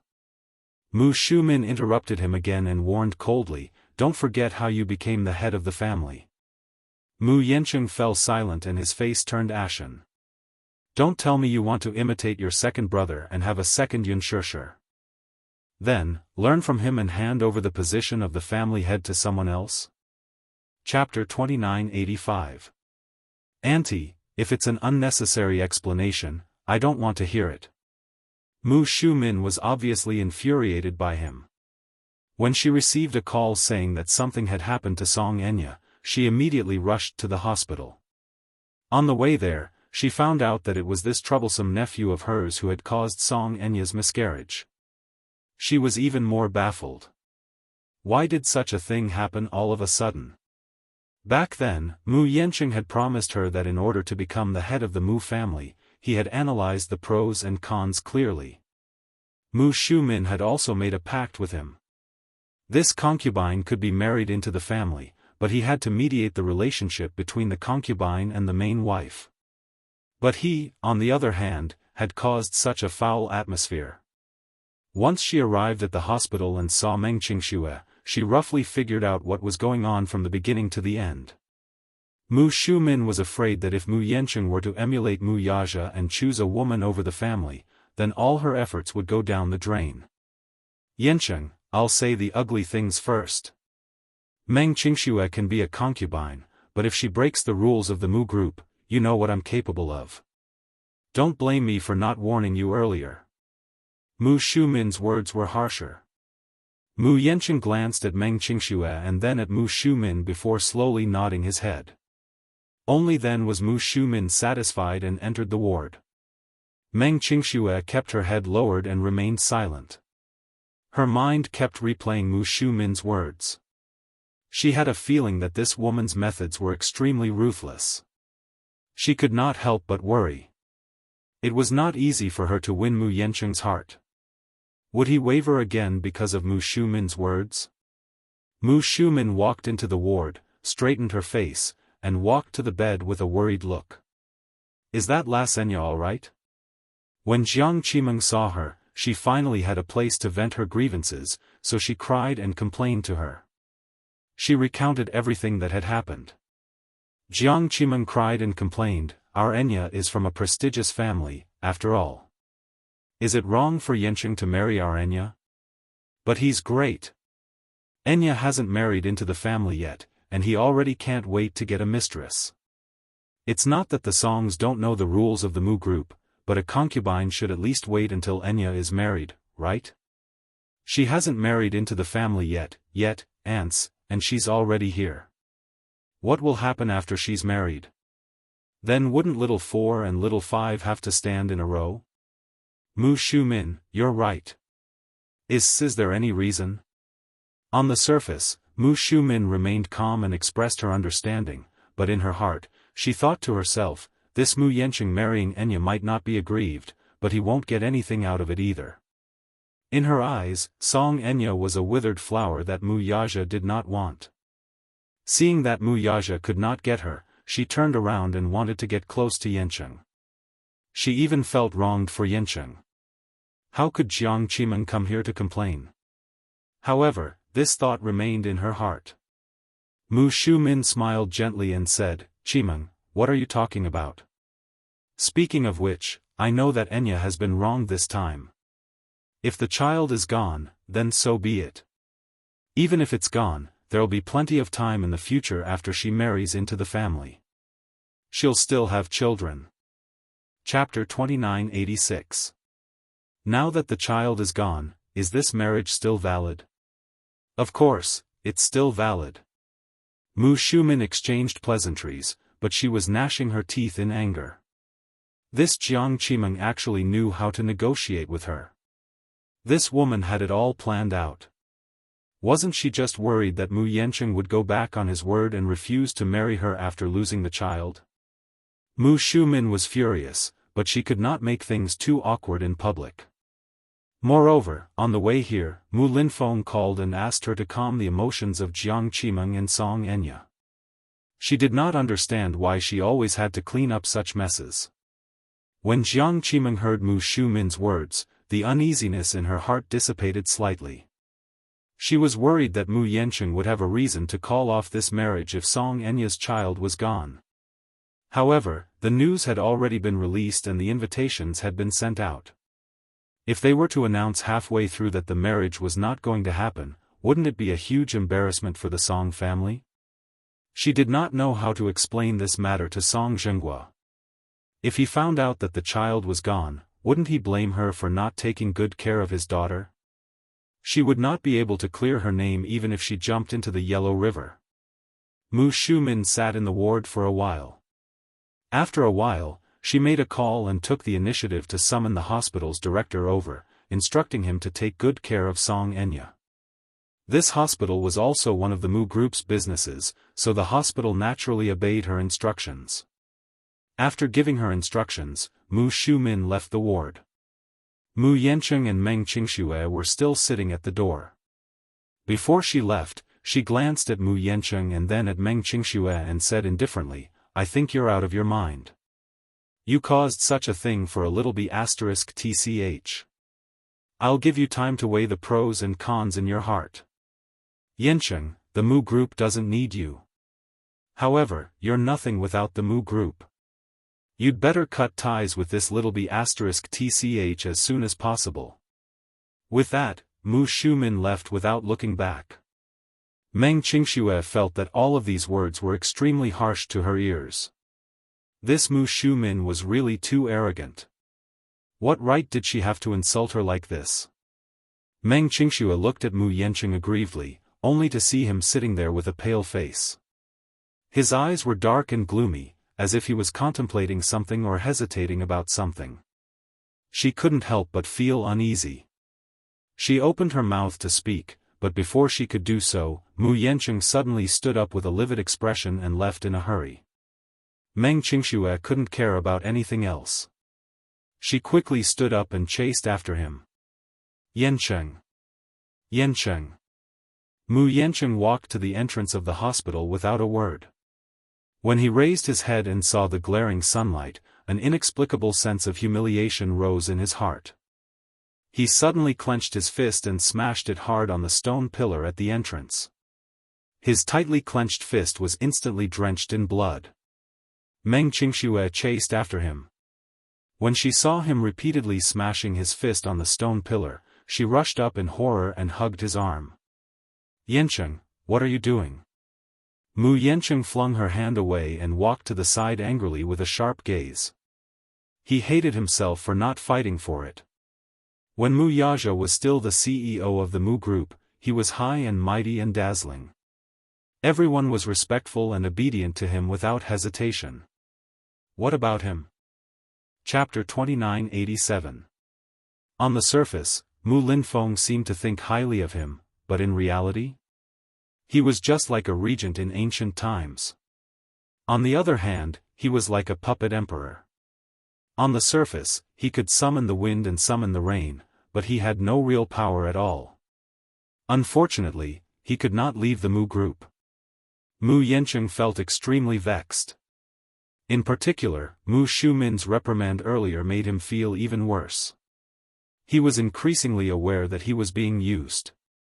Ever since he took over, the Mu Group's economy had been constantly declining. If it were not for the support of the Mu Group's biggest industry, the medical industry, they would have been burdened with tens of billions of debt long ago. Mu Linfeng was mentally and physically exhausted because of the financial group's affairs, but when he wanted to intervene in the Mu Group's affairs, Mu Linfeng did not let him. He could only sit in the luxurious office that symbolized the highest authority, but he was essentially reduced to a vassal. It was not that he was not resigned, but there was nothing he could do. Even he himself felt that he was too useless. He felt that he did not have any dignity to speak of. Especially in front of Meng Qingxue, Mu Shumin ridiculed and mocked him, which made him feel even worse. Meng Qingxue walked to his side. When she touched his hand, Mu Yanqing sensitively let go of her hand and turned his face away. She was shocked. "Yanqing, what's wrong?" "Nothing. Just now." She mustered up her courage and said, "Don't take what your aunt said to heart." He turned around and questioned her instead. "How can I not take her words to heart?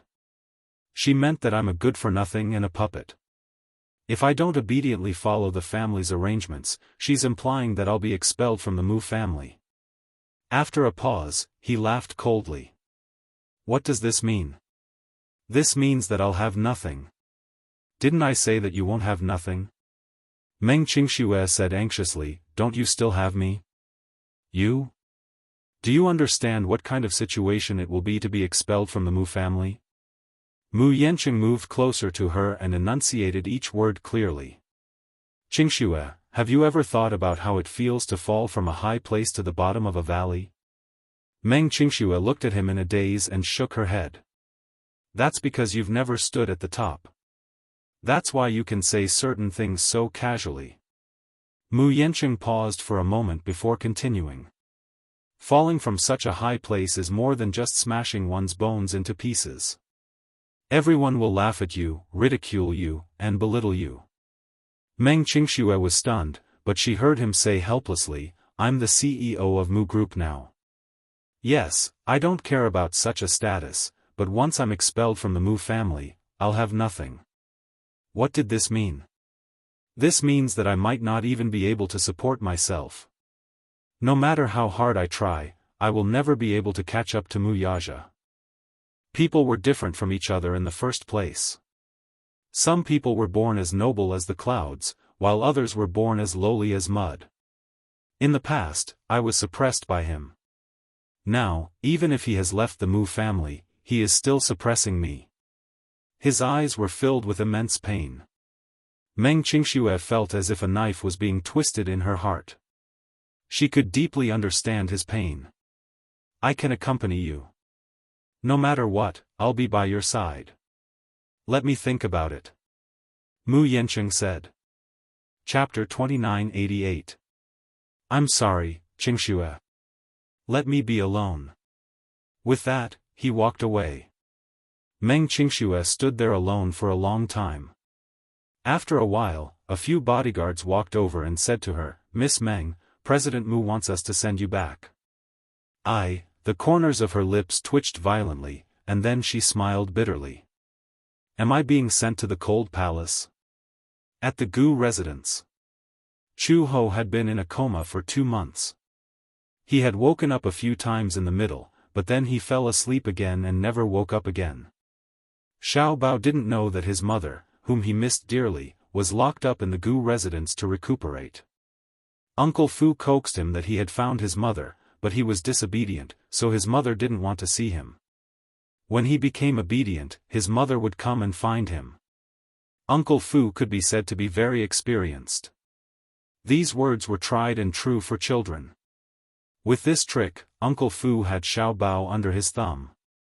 Xiao Bao promised repeatedly that he would be obedient and wait for Chu Ho to come and find him. Gu Jinglian had used some unknown method to register him and put him under the Gu household register. Xiao Bao had a new name because of this, Gu Chengzi. Gu Jinglian had despised the name Xiao Bao more than once or twice. In order to come up with a name, Uncle Fu had gone through a lot of trouble. He had thought of hundreds of names that he disliked and sent them to Gu Jinglian for him to choose from. After picking and choosing, he finally chose this name. Gu Chengzi. When Gu Jinglian told Xiaobao this new name, Chu Xiaobao was very unhappy at first. She felt that Gu Chengzi's name was too lame and unpleasant to the ears. Xiaobao sounded better. More importantly, Xiaobao was already used to this name. His mother had always called him that. Hence, once the name was changed, Xiaobao was more or less not used to it. In the end, the father and son argued and came to an agreement. They would keep Xiaobao as his nickname and Gu Chengzi as his real name. Then, after Xiaobao had a new name, he went to kindergarten like other children of his age. Xiaobao was a little surprised. This was because he used to be envious of children of his age who could go to kindergarten and play with a group of children. But he didn't have a household register and couldn't go to school, so he could only peek outside the school. In such a big playground, the children played a lot of games. Some of them lined up to play eagle and chicken. Some of them surrounded a round black and white ball and kicked it around. Their mother said that it was a soccer ball. He wanted to play, but there was no one to play with him. This time, he could go to kindergarten. Little Treasure was extremely excited. However, on the first day of kindergarten, Xiaobao scared the little guys in the kindergarten. That morning, the teacher brought Xiaobao to the podium, followed by 2 fully armed bodyguards. They were all in black suits and wore sunglasses. Their expressions were cold, and their eyes were icy cold. They really scared the children in the class. When he came back, Xiaobao complained to Uncle Fu. Because of this, none of the children in the class were willing to play with him. That was because the 2 bodyguards that followed him around the clock were too terrifying. Xiaobao felt extremely wronged and could only sit alone in his seat. Uncle Fu didn't know whether to laugh or cry when he heard that. He felt sorry and helpless. Chapter 2989. But there was nothing he could do about it. Over the years, the Gu family had made many enemies in the underworld. Their enemies were from both the underworld and the underworld. Furthermore, Xiaobao was the only son of the old master. He might even be the future successor of the Gu family. He had to be more or less tolerant. Otherwise, if anything were to happen to little young master, Gu Jinglian would be heartbroken if he were to die just like that after finally having a child of his own. Although Gu Jinglian didn't seem to care about Xiaobao on the surface, he was just a little arrogant and a little unreasonable. But what about deep down? The baby was very precious. Xiaobao had been in the Gu family for so many days and could be said to be able to call the wind and summon the rain. He could get whatever he wanted. Uncle Fu was still worried. What if Xiaobao was spoiled by old master this time? What should they do? However, Xiaobao was still in awe of Gu Jinglian. This little guy was very mischievous and wasn't afraid of anything except Gu Jinglian. Perhaps it was because Gu Jinglian had never been nice to him and always had a very cold expression on his face. In Xiaobao's words, he was like a ghost. When Uncle Fu heard this, he laughed out loud. Then, he relayed Xiaobao's words to Gu Jinglian. The latter's face immediately darkened. "You're saying that I'm like a ghost?" Gu Jinglian clenched his fists tightly. His face was terrifyingly stern. Uncle Fu's shoulders shook because he was laughing secretly. He said, "This little guy is really smart. He actually dares to talk about old master like that. Don't let him be spoiled." Gu Jinglian said. Uncle Fu agreed on the surface, but in his heart, he thought, when it comes to spoiling, old master, you're the one who spoils the most. Gu Jinglian asked again, "Is that woman awake yet?" Upon hearing this, Uncle Fu naturally knew who Gu Jinglian was referring to. Hence, he said, "She hasn't woken up yet. The doctor said that his vitality was greatly damaged, and the damage to his body was too severe. He needs a long time to recuperate. She has been in a coma for more than 2 months. Don't tell me he'll never wake up." Uncle Fu was silent for a long time. Suddenly, he said, "The doctor said that she had 4 gunshot wounds, 3 knife wounds, and a perforated lung. 2 of these injuries were critical, and her body was severely damaged. Suddenly, he said carefully, one of them was because of you. Gu Jinglian suddenly recalled that there was once an assassination attempt on him. Chu Ho had taken a bullet for him. Although it did not hurt his vitals, the wound had contracted pneumonia and he had almost died. He remembered that time. Take me to her. Uncle Fu nodded. Gu Jinglian followed Uncle Fu into the room where Chu Ho was recuperating. Because she had not woken up for a long time, they had already changed rooms twice. However, the maid saw that she was well taken care of. Even though she had not woken up, her clothes were clean, and even her nails were neatly trimmed. Chu Ho lay quietly on the bed. There was no sign of life on her sickly pale face. If it were not for her heartbeat, no one would think that she was alive. After 2 months of recuperation and relying only on the nutrient solution to maintain her vital signs, she had obviously lost a lot of weight. She was so thin that her wrists were so thin that they could be held easily. Her oval-shaped face, which was originally the size of a palm, had become even thinner. With her black hair as a backdrop, her face looked even paler. Gu Jinglian walked to the bedside and stopped. He looked at her silently and frowned slightly. Why are you so thin? Chapter 2990. Uncle Fu explained, Old Master, she hasn't eaten for more than 2 months. She has been relying on the nutrient solution to sustain herself. Gu Jinglian's expression changed slightly. I know. Suddenly, he asked seriously, will she wake up? Of course she will. Oh, Gu Jinglian replied and smirked. I thought she was in a vegetative state. Uncle Fu broke out in a cold sweat. He had thought that Gu Jinglian had said that he wanted to see her because he was concerned about her.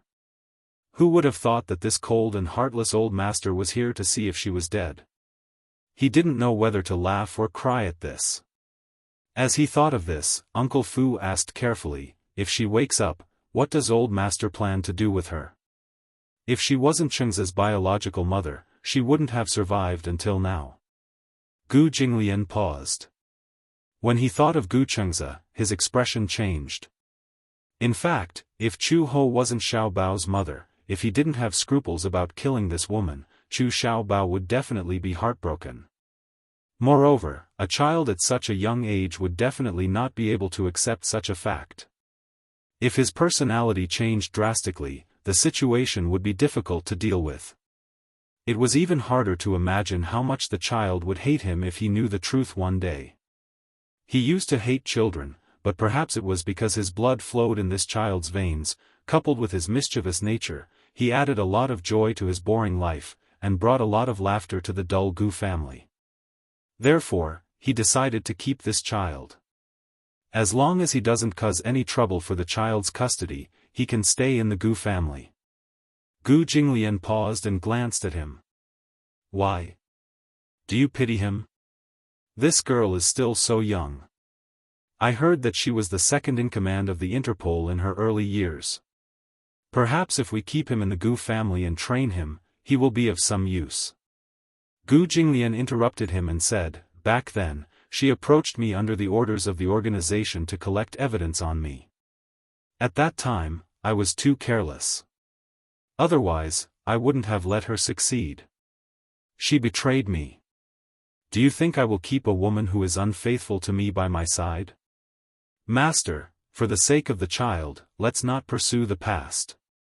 Uncle Fu advised earnestly. As I said, you can keep her.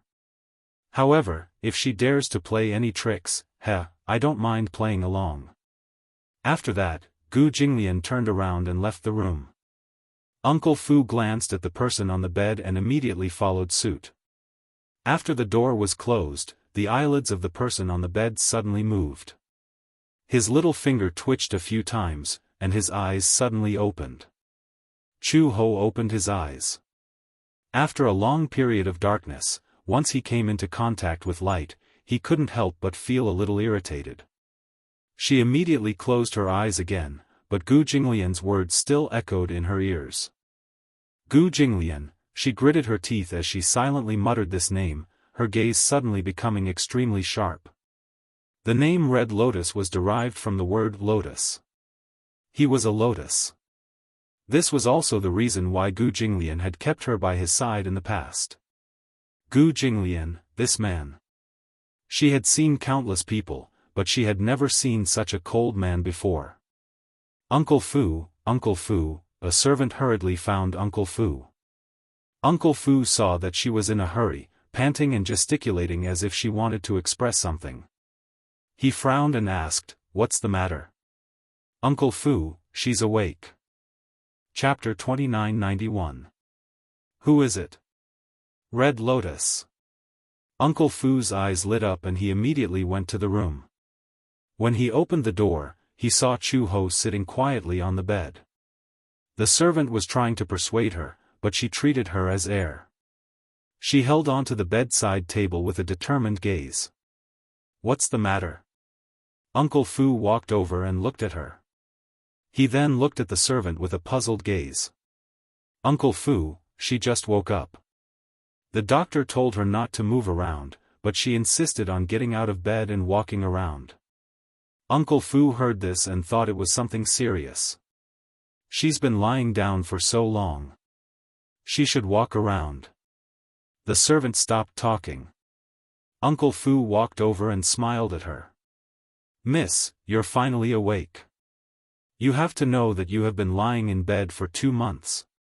Red Lotus glanced at him and opened her mouth. Just as she was about to speak, Uncle Fu seemed to have guessed what she was going to say and immediately said, "Don't worry.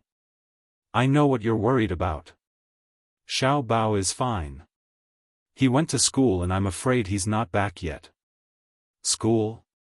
She looked even more puzzled. "Xiao Bao has already been registered. He's starting kindergarten like the other children his age." Uncle Fu continued, "This little guy was so happy when he heard that he could go to school. After all, children at this age are the most playful. How lonely would it be if he didn't have any friends?" When Chu Ho heard this, her originally cold face softened a little. Her gaze was filled with gratitude as she softly said, "Thank you." She could tell that this Uncle Fu took good care of Xiao Bao. More importantly, she didn't know if it was because of his age, but Uncle Fu gave off a very kind feeling. It was hard to imagine that he and that cold and cruel man had a master-servant relationship. As long as it was someone who was really good to Xiao Bao, she would feel grateful. Chu Ho said, "I want to get out of bed and walk around." Because she had been lying down for so long and had not moved for such a long time, the function of her limbs had obviously deteriorated. She knew very well that she needed to undergo rehabilitation immediately. When Uncle Fu heard this, he immediately said, "Don't be in a hurry to get out of bed and walk around. You've just woken up, and your body hasn't adapted yet. Besides, you haven't eaten for more than 2 months.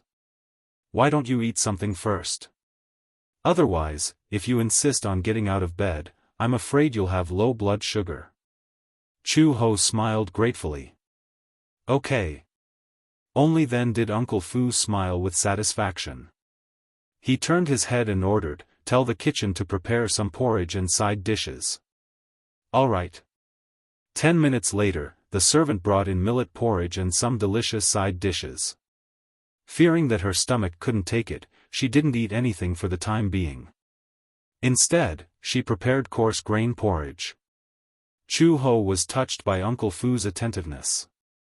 Whether a person truly cared about someone could be seen from the details. Chu Ho picked up the chopsticks with trembling hands and clenched them tightly. He began to eat slowly. Uncle Fu looked at her and felt pity for her. He didn't know why, but this woman used to be enemies with the Gu family. But he didn't know why. Was it because she was Xiao Bao's mother, and because he loved her, he wanted to treat her well? Or was it because his heart ached for her? How could a woman get hurt in order to survive in this world? Especially when he saw her trying hard to hold the chopsticks and slowly swallow, this feeling of heartache became even more obvious. "Is it hot?" Chu Ho shook her head slowly. Uncle Fu smiled and sat by the bed. He chatted with her about Xiao Bao's recent situation. Chapter 2992. As long as it was about Xiao Bao, even if it was an interesting anecdote that happened while eating or sleeping, she didn't want to miss it. After she finished eating and put down her chopsticks, Chu Ho looked at him. She suddenly frowned and said, "Uncle Fu, if I recover, can I take Xiao Bao away from here?" Uncle Fu heard this and was stunned for a long time. He asked her back, "Isn't it good to let Xiao Bao stay in the Gu family?" Chu Ho's knuckles couldn't help but clench. She bit her lip and took a deep breath. "If it's that man, I don't want to." Uncle Fu didn't understand. "Why?" "Because he's a Gu Jinglian." If she let Xiao Bao stay in the Gu family, she was worried that when Xiao Bao grew up, he would also become such a cold man. Uncle Fu heard this and said tactfully, "Chu Ho, you seem to have some misunderstanding about our old master." "Misunderstanding? What misunderstanding? Old master is actually not that scary." Uncle Fu smiled and said, "Old master is actually a very gentle person." Suddenly, there was a knock on the door. Uncle Fu frowned and walked to the door. A subordinate dressed in black stood at the door, his face covered in cold sweat. "Uncle Fu, what do we do?" "Something happened." "What happened?" Uncle Fu said impatiently, "Spit it out." "Is Dr. Cheng here?" Dr. Cheng was the Gu family's private doctor. Uncle Fu raised his eyebrows and asked curiously, "Why are you looking for Dr. Cheng?" He accidentally spilled old master's tea and old master broke his leg. He wants Dr. Cheng to hurry over and take a look." Uncle Fu was speechless. This was indeed old master's style. But wasn't this a little too fast? He had just finished speaking. "Old master, oh old master, why are you so worrisome?" How was he supposed to smooth things over? He turned his head around awkwardly, only to see Chu Ho looking at him silently. Chu Ho's gaze was even more thoughtful. Uncle Fu immediately reprimanded, "Do you have to look for me for such a small matter? Don't you know how to call Dr. Cheng? I can't get through to Dr. Cheng's phone." "Then call his assistant." After being scolded like this, the subordinate immediately nodded. Uncle Fu closed the door and turned around. He smiled awkwardly and walked over to Chu Ho's bedside. However, he heard Chu Ho say, "A gentle person?" The new subordinate doesn't know how to do things. Huh. Uncle Fu wiped off his cold sweat. Suddenly, he straightened his face and said guiltily, "Master just has a bad temper." "Just a bad temper?" Chu Ho continued coldly, "If Xiao Bao were to stay in the Gu family and be influenced by him, wouldn't he grow up to be as violent and cold-blooded as him?" Uncle Fu was speechless. "Xiao Bao is a very kind child." Chu Ho continued, "If he were to stay in the Gu family and be influenced by others, he would definitely become an insensitive person when he grows up." Cold sweat trickled down Uncle Fu's back. "Miss, so what do you mean?" "I want to take Xiao Bao away from here." "Old master won't agree." Chu Ho retorted, "Do I need to follow his opinion? Old master is also Xiao Bao's biological father, isn't he?" Chu Ho was stunned. Chapter 2993. Chu Ho was secretly shocked. He, like Xiao Bao? Unbelievable. She had always thought that this man was a cold-blooded man who didn't know what kinship was, what love was, and what father-son relationships were. Even if it was his own uncle or brother, he wouldn't show any mercy to them. As for Xiao Bao, he was at most curious about him, but he would never develop feelings for him. So what if he had feelings for him? Did he know what responsibility was?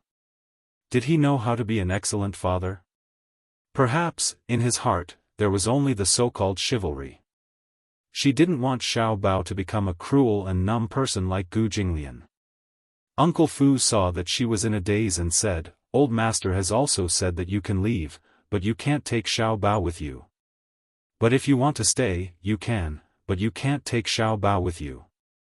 Otherwise, old master will not show any mercy. He said that? Chu Ho was a little stunned. Yes.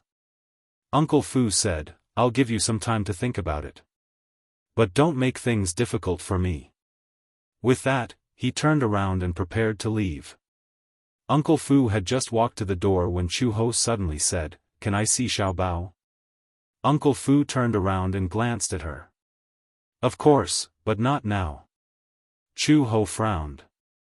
Why? If Xiao Bao sees you in this state, his heart will ache and he will be sad. Recover well. At least, don't let Xiao Bao worry about you. Chu Ho reacted and nodded. Uncle Fu left the room. Chu Ho held onto the bedside table and was about to get off the bed. When the maid saw this, she immediately went forward to help her. She pushed her hand away and slowly raised her head. Expressionlessly, she said, I can do it myself. But, the servant was quite worried about her. You've been lying down for so long, your legs must be very weak. If I don't support you a little, I'm afraid you'll fall, right? It would be bad if you reopen the wound on your back. Chu he said coldly, I don't have the habit of asking others for help. Only then did the servant step aside. She held on to the bedside table and slowly stood up. However, the muscles in her legs seemed to be unable to exert any strength. It was as if they had gone numb. Chu Ho only felt a cramp in her leg. She hurriedly supported herself against the wall and slowly walked forward. She leaned against the wall and slowly moved to the window. She forcefully opened her eyes wide to welcome the sunlight outside the window. Even if she was stimulated to the point of tears, she would not close her eyes. He didn't know how long it had been since he saw the sun. When he woke up from his deep sleep, he felt as if a lifetime had passed.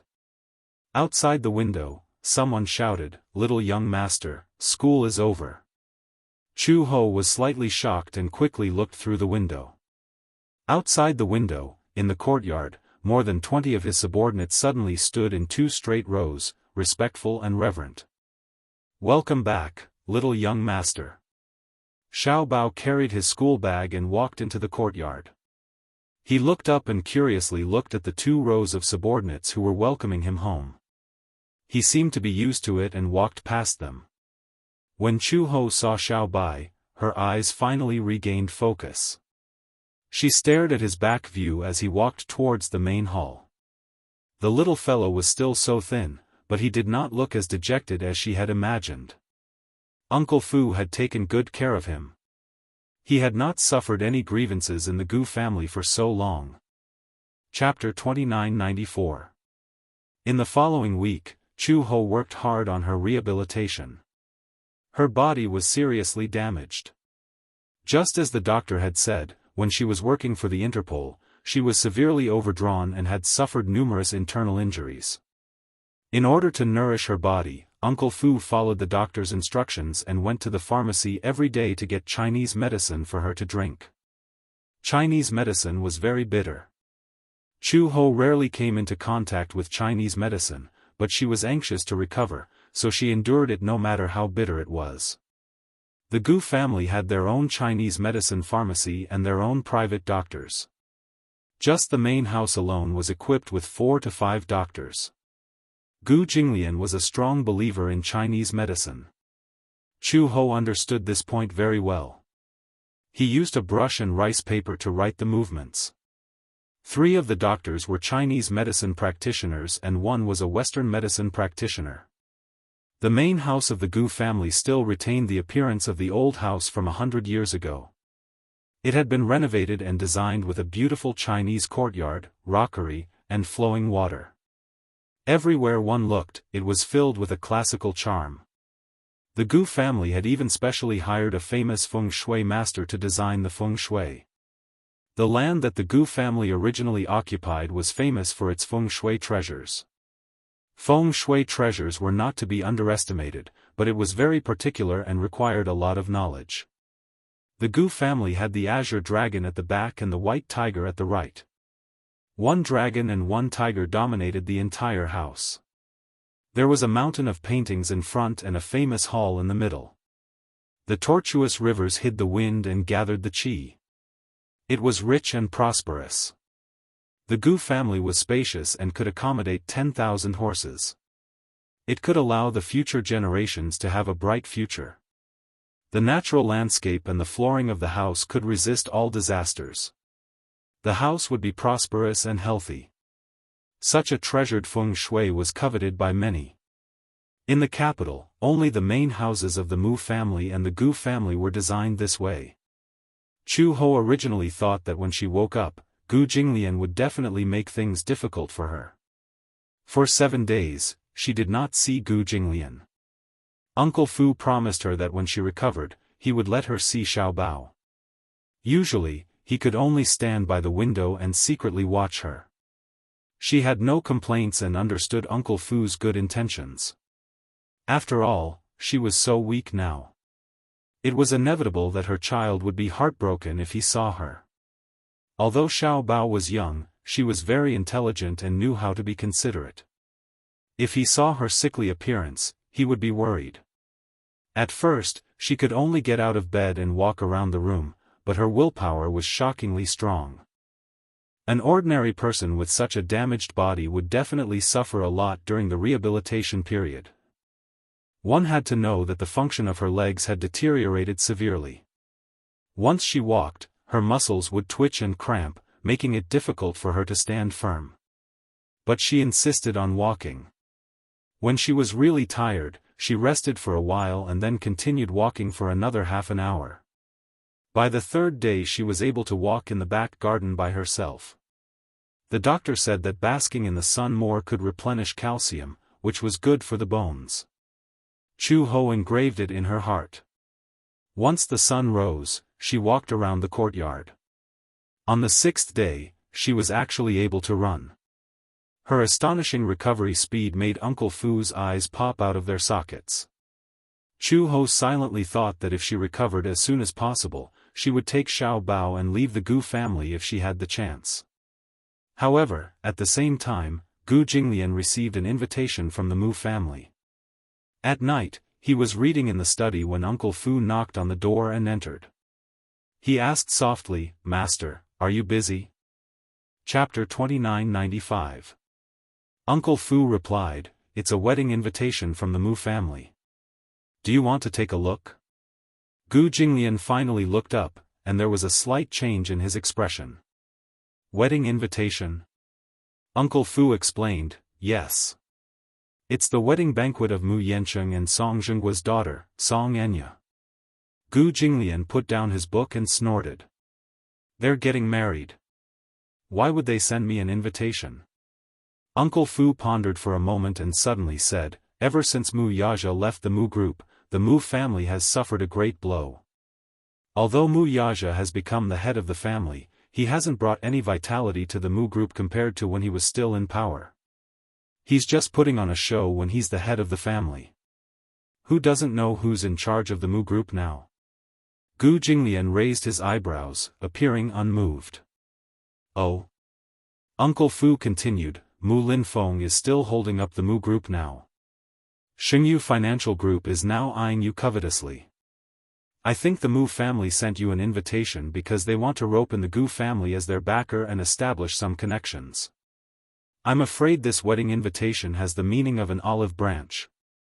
Gu Jinglian said coldly, "You don't have to show it to me. He might not be willing to accompany Mu Linfeng, that old fellow, even if he wanted to get close to him." The Muse and the Gus were not sworn enemies, but they had never been on good terms. There was no need for him to join in the fun. Uncle Fu nodded. Just as he was about to close the door, Xiao Bao's voice suddenly came from outside. "Uncle Fu." He appeared out of nowhere and saw the red booklet in Uncle Fu's hand. He asked curiously, "Uncle Fu, what's that in your hand?" Uncle Fu smiled and immediately said, "This is a wedding invitation." "Wow! Is someone getting married?" Chu Xiao Bao immediately became excited.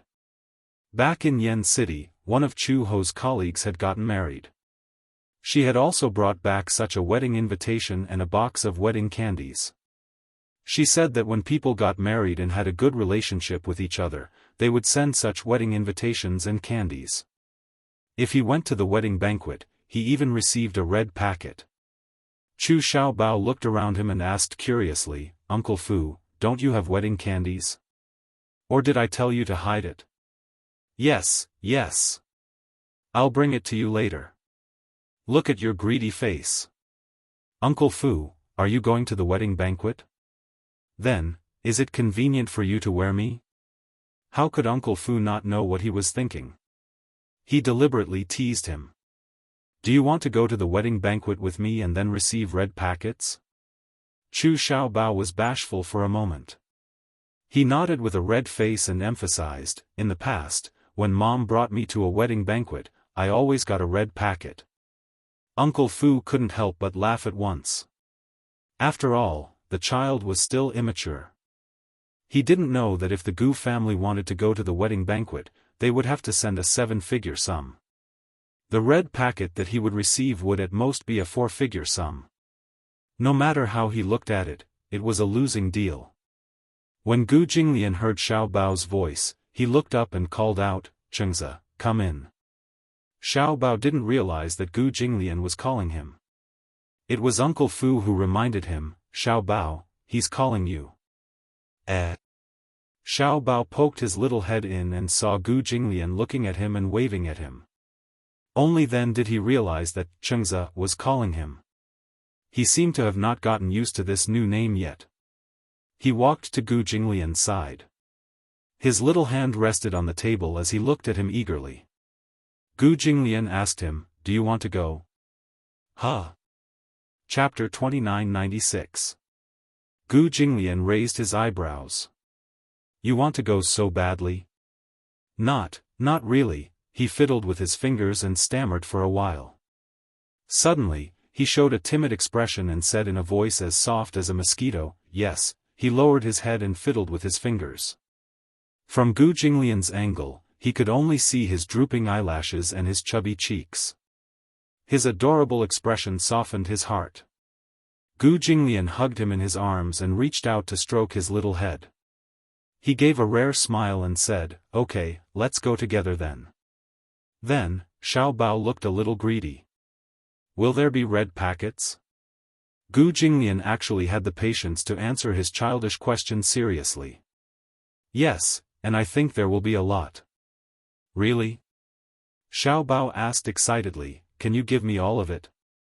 Gu Jinglian said matter-of-factly, "Of course." "Wow! That's great." Xiaobao was elated. In his heart, he was silently fantasizing about how many red packets he could receive. If there were a lot, he began to imagine how he would spend the money. If only there were 500 yuan. He was overjoyed at the thought of having 500 yuan. He had never seen so much money before. 500 yuan. Wow, he was rich. Fortunately, Gu Jinglian could not read minds. He only saw his elated expression and thought that he was looking forward to the banquet. He did not know that he was thinking about how to spend the 500 yuan. If Gu Jinglian knew what he was thinking, he would not know whether to laugh or cry. The Gu family had hundreds of millions of assets, mountains of gold, silver, and diamonds.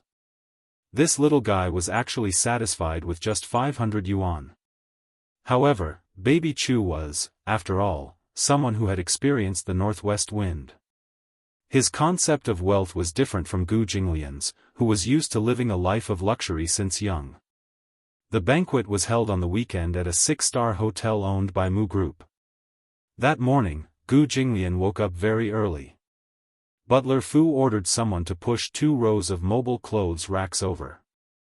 One row had large suits hanging on it, while the other row had smaller suits hanging on it. Gu Jinglian was very picky about what he wore. He first chose a suit for himself. As he was thin, he deliberately chose a double-breasted black suit. He looked imposing in it. He looked in the mirror and adjusted his appearance. Then, he turned and walked to the other row of clothes racks to choose a suit for Xiaobao. As he picked, he asked, "Is he up yet?"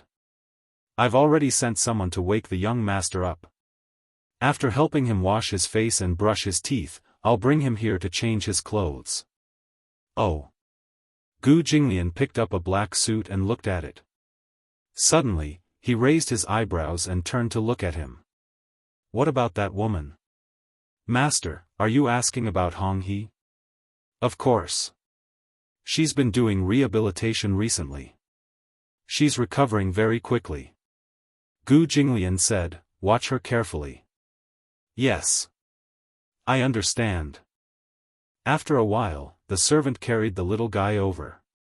Xiao Bao was still sleeping. He was in a daze and looked like he was living in a dream. His eyes were not fully open. When they carried him to the bed, Xiao Bao rubbed his eyes with both hands and looked like he was complaining.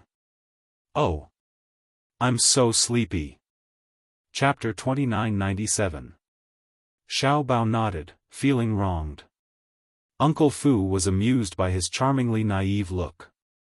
He deliberately threatened, "Since you're not awake yet, why don't you sleep at home? We'll go to the wedding banquet and get the red packets."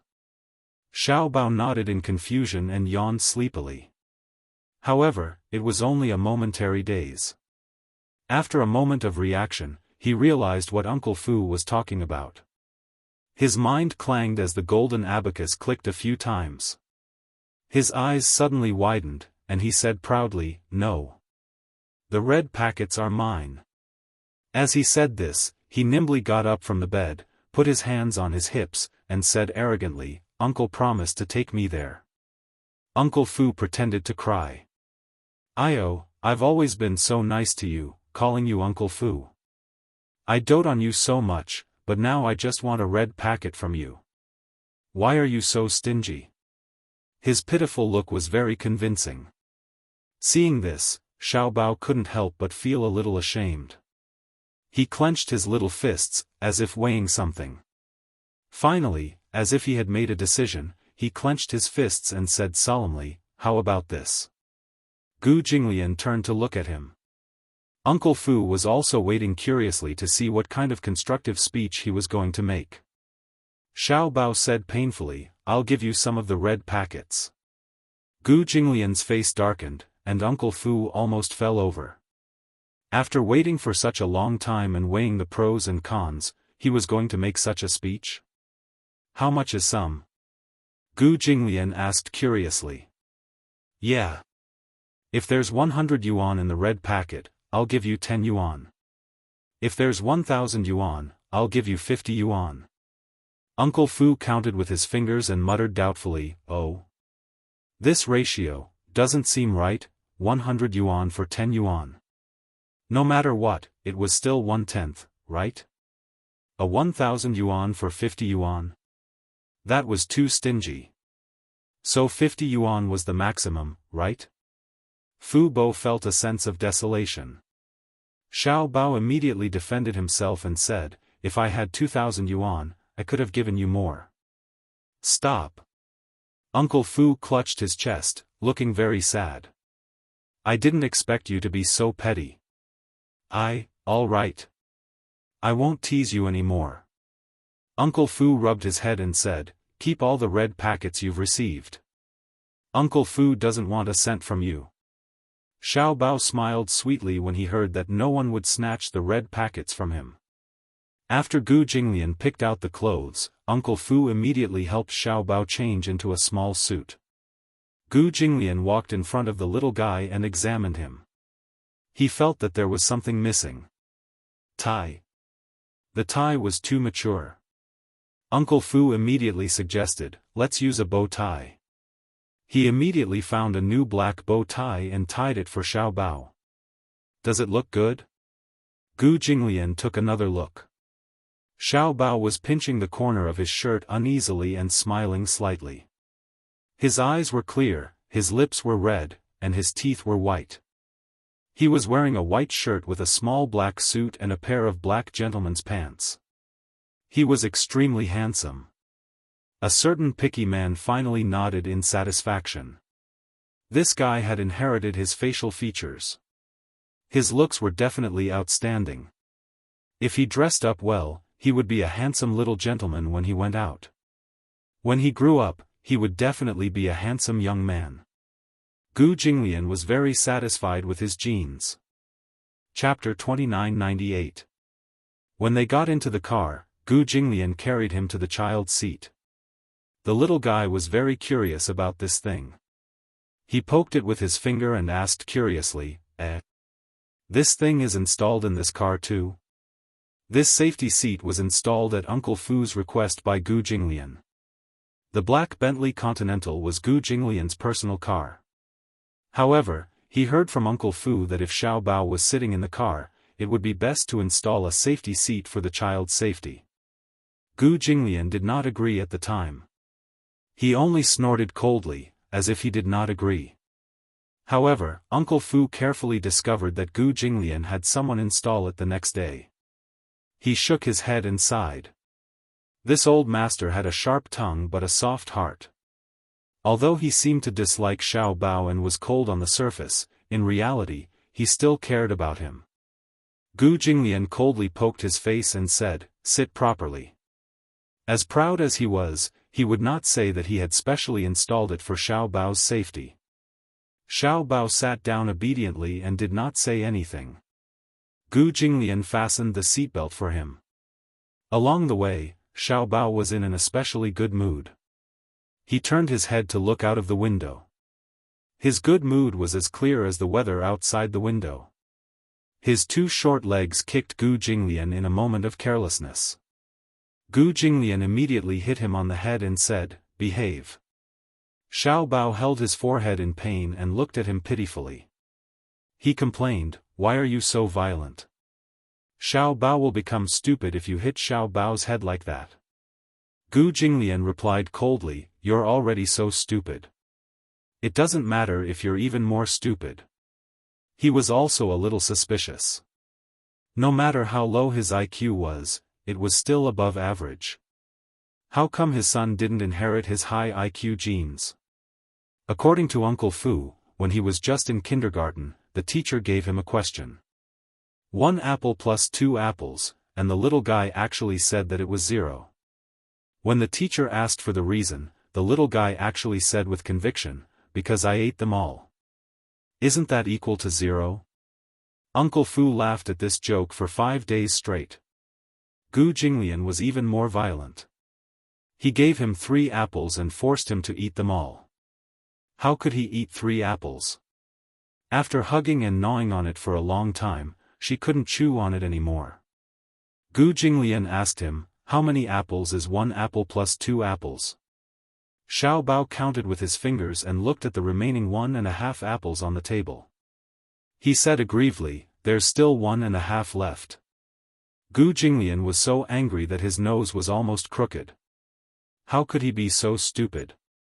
Xiao Bao asked him matter-of-factly, "Since you know that I'm stupid, do you think I'm not stupid enough?" Gu Jinglian glared at him. "Even if I punch your head flat, you won't become any more stupid."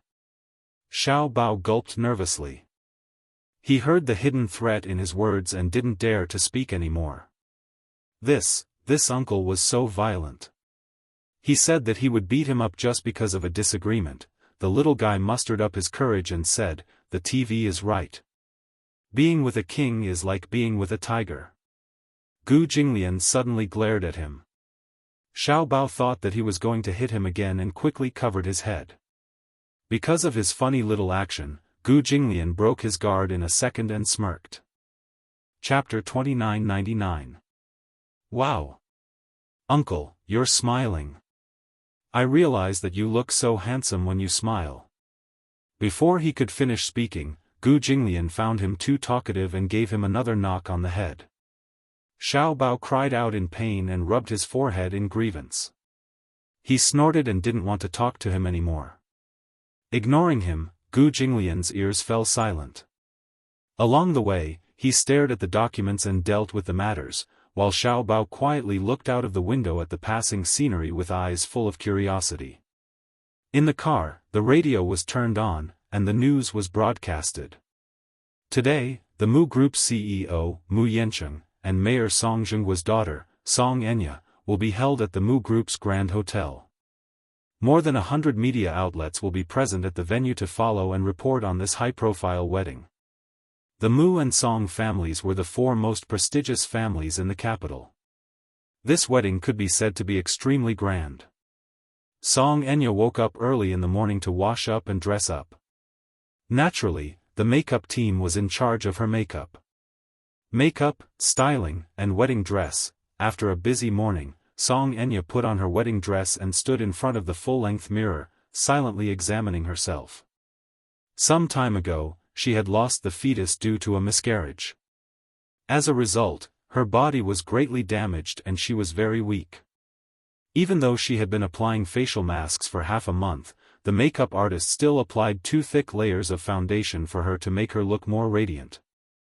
However, no matter how exquisite the makeup was, it could not hide her dim eyes. Jiang Qimeng walked to her side. Seeing that she was in low spirits, she rubbed her shoulders and comforted her. Enya, today is your big day. Why do you look so gloomy and unhappy? Song Enya's lips curled up, but she smiled reluctantly. Why would I be? You look so stiff. Are you still thinking about the child? As soon as Jiang Qimeng finished speaking, Song Enya bit her lip hard, feeling somewhat indignant. She gritted her teeth and said, "How much have I sacrificed for this child? I didn't expect that Mu Yanqing to be so heartless as to destroy him." Jiang Qimeng comforted her. Even if the child is gone, there will be another one.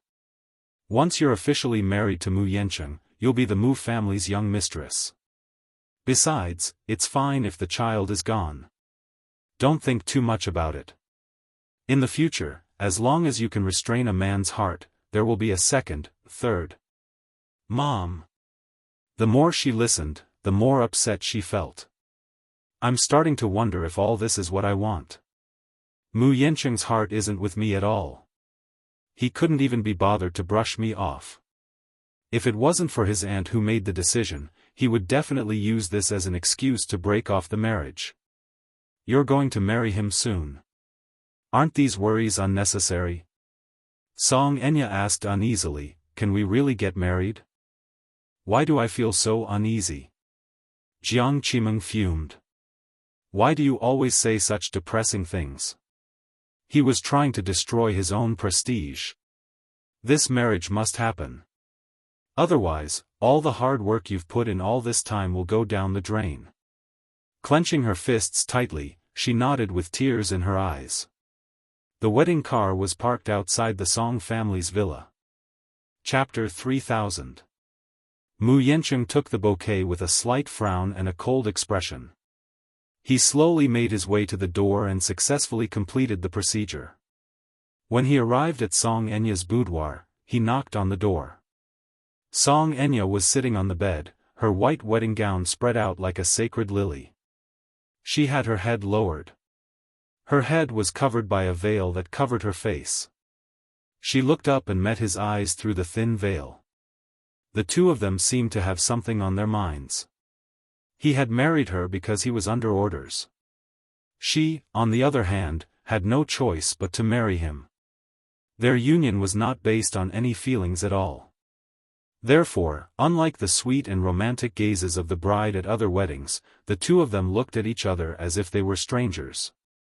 After going through the formalities, Mu Yanqing helped Song Enya into the wedding car. The two of them sat in the back seat, isolated from the hustle and bustle outside.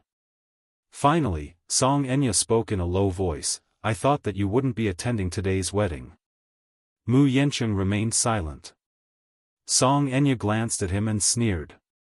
"Mu Yanqing, you don't have to look at me like that. Do you think that I want to marry you? It's all because..." Mu Yanqing suddenly turned to look at her and asked meaningfully, "Do you think that it's a glorious thing for the bride to be abandoned on the road on her wedding day?" Song Enya widened her eyes. "How dare you? You want to throw me out of the car? Song Enya, do you know that I hate your despicable face the most when you get your way? I'm afraid of dirtying my hands if I throw you out of the car." Hearing his humiliation, Song Enya flew into a rage out of humiliation. She sneered and said, "Don't touch me after we get married if you dare." "Fine." Mu Yancheng said contemptuously, "When I think of my wife having a test tube baby for another man, I feel as disgusted as swallowing 1,000 flies." Song Enya retorted, "What about you? Do you think you're any better? Mu Yancheng, you come from a noble family, but you're still guarding a high-class prostitute like she's a piece of precious jade." "A prostitute?" Mu Yancheng's gaze was dangerous. "Why, am I wrong? Isn't Meng Qingxue the same?" Song Enya said in disgust, "The entertainment industry is a big divat. Everyone says that those who come from the entertainment industry are very scheming and are high-class prostitutes. I think Meng Qingxue lives up to her reputation. What kind of tricks did she use to make you run around in circles? What's the difference between you and Mu Yaja? They were all blinded by that B*TCH. But no matter what, your second brother is capable and capable. Even if he leaves the Mu group, he can still have his own world. What about you? You're just a pitiful puppet. Shut up." Song Enya, on the other hand, was in a fit of anger. How could she keep her mouth shut? She became even more insolent. "Mu Yancheng, you're a good-for-nothing. You still want to compete with Mu Yaja? Even if you spend your entire life, you won't be able to compare to a single finger of his." Furious, the man reached out and grabbed her by the throat. "Song Enya, don't think that I won't dare to do anything to you." Song Enya did not think much of it. She glared at him and said impudently, "Do it. Do it if you dare. I'm your wife, strangle me if you dare. Let the world see how vicious and merciless you are. You." Chapter 3001. Mu Yancheng pushed her away abruptly and clenched his trembling fists. Suddenly, he chuckled and said, "What about you? Aren't you a self-proclaimed socialite? For the sake of the man you love, you're so cheap that you don't hesitate to use your child to tie him up. You actually thought of using such a despicable method like IVF to conceive his child by hook or by crook. In the end, Mu Yaja doesn't care about your sincerity at all. You say that Unspoken is lowly, but you can't even compare to a strand of her hair. In your eyes, Unspoken is as lowly as mud, but in his eyes, she's a precious treasure. What about you? You're as lowly as dust, but you can't exchange it for a glance from him. Mu Yancheng." Song Enya's gaze was piercing. "Stop talking. Why? Did I hurt you? Song Enya, recognize the truth. You're just a cheap broken shoe that no one wants. Yet, you still think you're so superior. In fact, in the eyes of so many people, you're just a complete joke." Mu Yancheng's mouth was very venomous. Compared to Mu Yaja's refined and venomous tongue, his was one that did not choose his words carefully. Song Enya was beaten black and blue. She held back her tears, as if there was a fishbone in her throat that she could not swallow. Her lungs were filled with turbid air that she had nowhere to vent. Mu Yancheng could not be bothered to waste his breath on her. He only treated marrying her as a mission. When the car arrived at the entrance of the hotel, the car door opened and Mu Yancheng got out. He stood at the door and had no intention of helping her out. Song Enya had no choice but to lift her skirt and get out of the car. Just as they got out of the car, countless reporters raised their cameras and took photos of them. However, some discordant voices still fell into her ears. The eldest young master of the Mu family doesn't seem to care much about this delicate wife of his. Look at his cold face. He doesn't seem to want to talk to the bride. This newlywed couple doesn't seem to have a good relationship. The two of them should have no feelings for each other since it's a marriage alliance, right? The bride doesn't smile much and seems to be unwilling. Unwilling? What's there to be reluctant about? Although the Mu family was a fallen aristocratic family, they were still the #1 aristocratic family with 100 years of history. The Song family and the Mu family could be considered to be climbing up the social ladder, right? Song Enya should be grinning from ear to ear after marrying into a rich family. She's probably upset because Mu Yanqing neglected her. TSK TSK TSK. How shameful. I think the Song family is trying to curry favor with the Mu family to get this marriage. Song Enya's face turned even darker as she listened to those gossips, feeling even more vexed. Chairman Mu, there are so many media personnel here. Give the bride some face and help her up. Mu Yanqing retorted coldly, she doesn't have legs, can't she walk? The bride's wedding dress is so long. It's inconvenient to wear high heels. Only then did Mu Yanqing walk over to her side and reach out his hand expressionlessly. Song Enya reached out and grabbed his arm, her whole body stiffening. The wedding was a purely Western-style wedding. The hotel was renovated in the style of a church. Before the ceremony, the couple had to stand at the entrance to welcome the guests. Mu Linfeng was already at the venue. When he saw Mu Yanqing and Song Enya, his face darkened when he saw their mutual disgust. Chapter 3002. Mu Yanqing furrowed his brows while Song Enya, who was beside him, looked extremely embarrassed. Mu Linfeng said, Enya, today is your big day. After today, you'll be the young mistress of the Mu family. The guests today are all business partners and celebrities who have frequent dealings with the Mu group. Don't embarrass me. Mu Yanqing nodded. Understood, second uncle. Song Enya nodded with a faint smile. The two of them stood at the entrance. The man was tall and handsome while the woman was as charming as a flower. For the time being, they looked like a match made in heaven. The Mu group had put in a lot of effort into this wedding. Be it the setting or the details, it was as luxurious as a royal wedding. Coupled with the media's tracking, this was the best opportunity for the Mu group to showcase its financial prowess. After Mu Yaja left the Mu group, many people were waiting to see how the Mu group would fare. There were even financial media outlets that were criticizing the Mu group.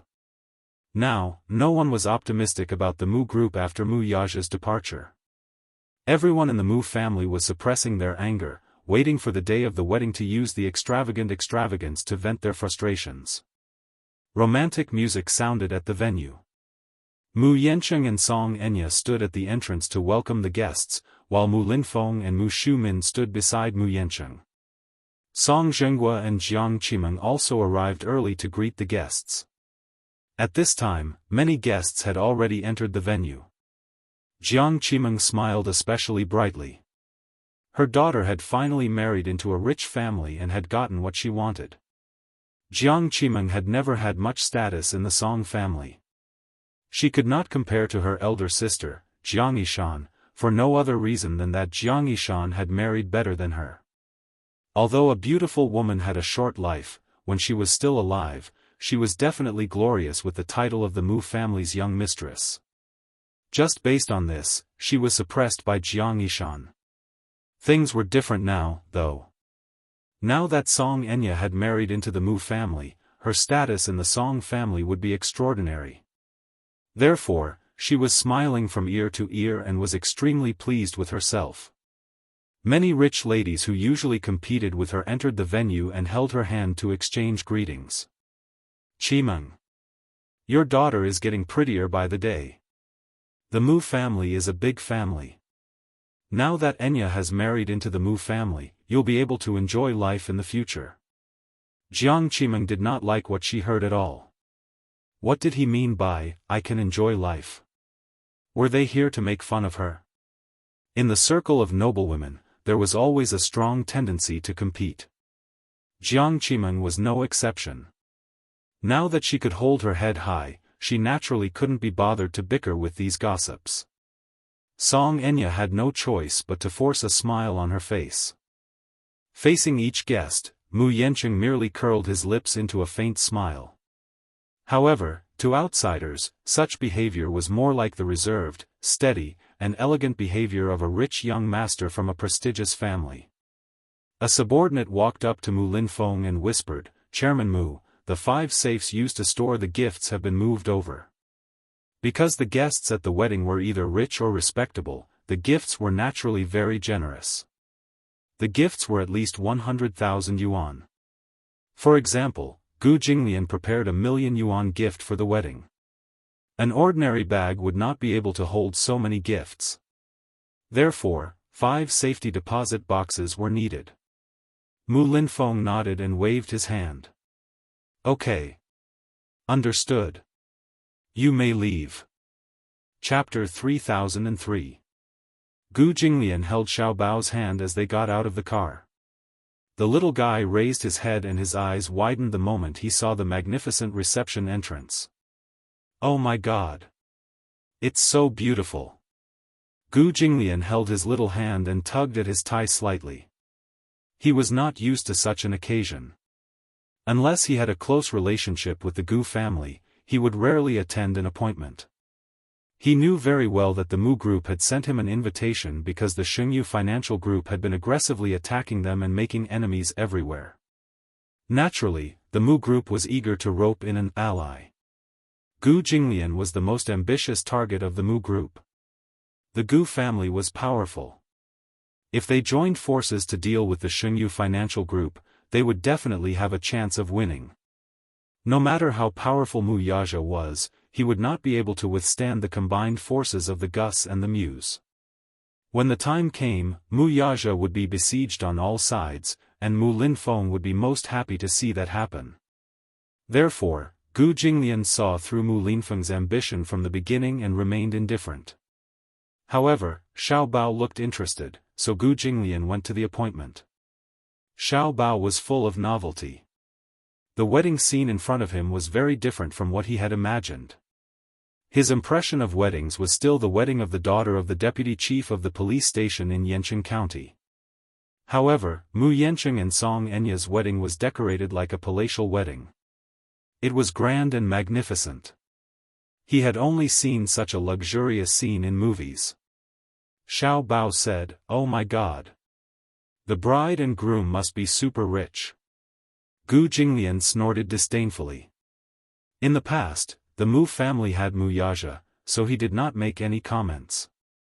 However, the current Mu group was just an empty shell of a wealthy family. He had seen the down-and-out aristocrats in England.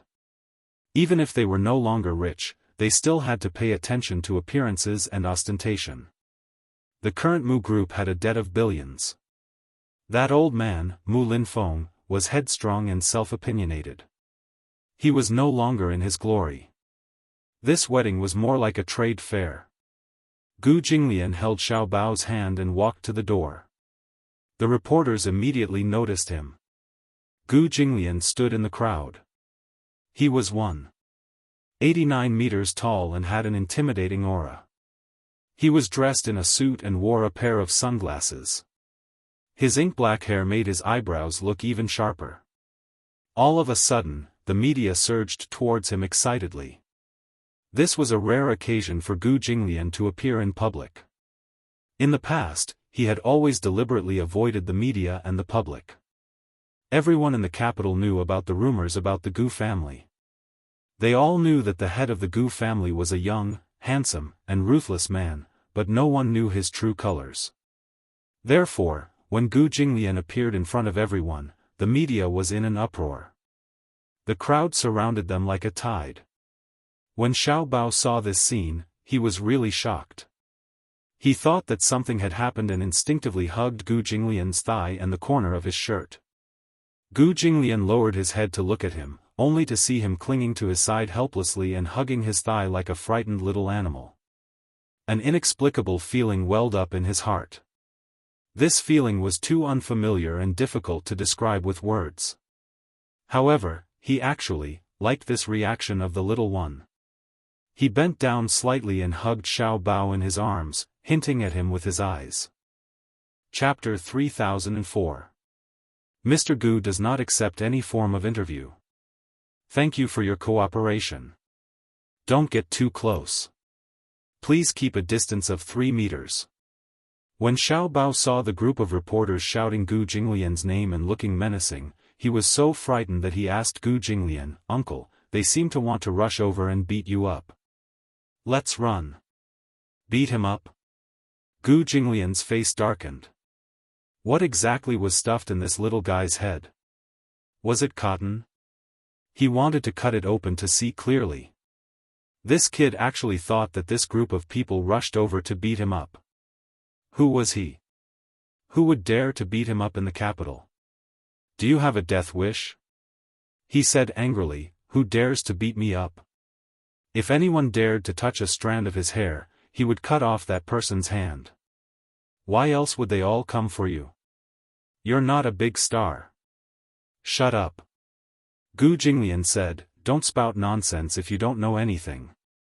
Xiao Bao mumbled aggrievedly, Uncle, you're too much. I'm so worried about you, and you're telling me to shut up.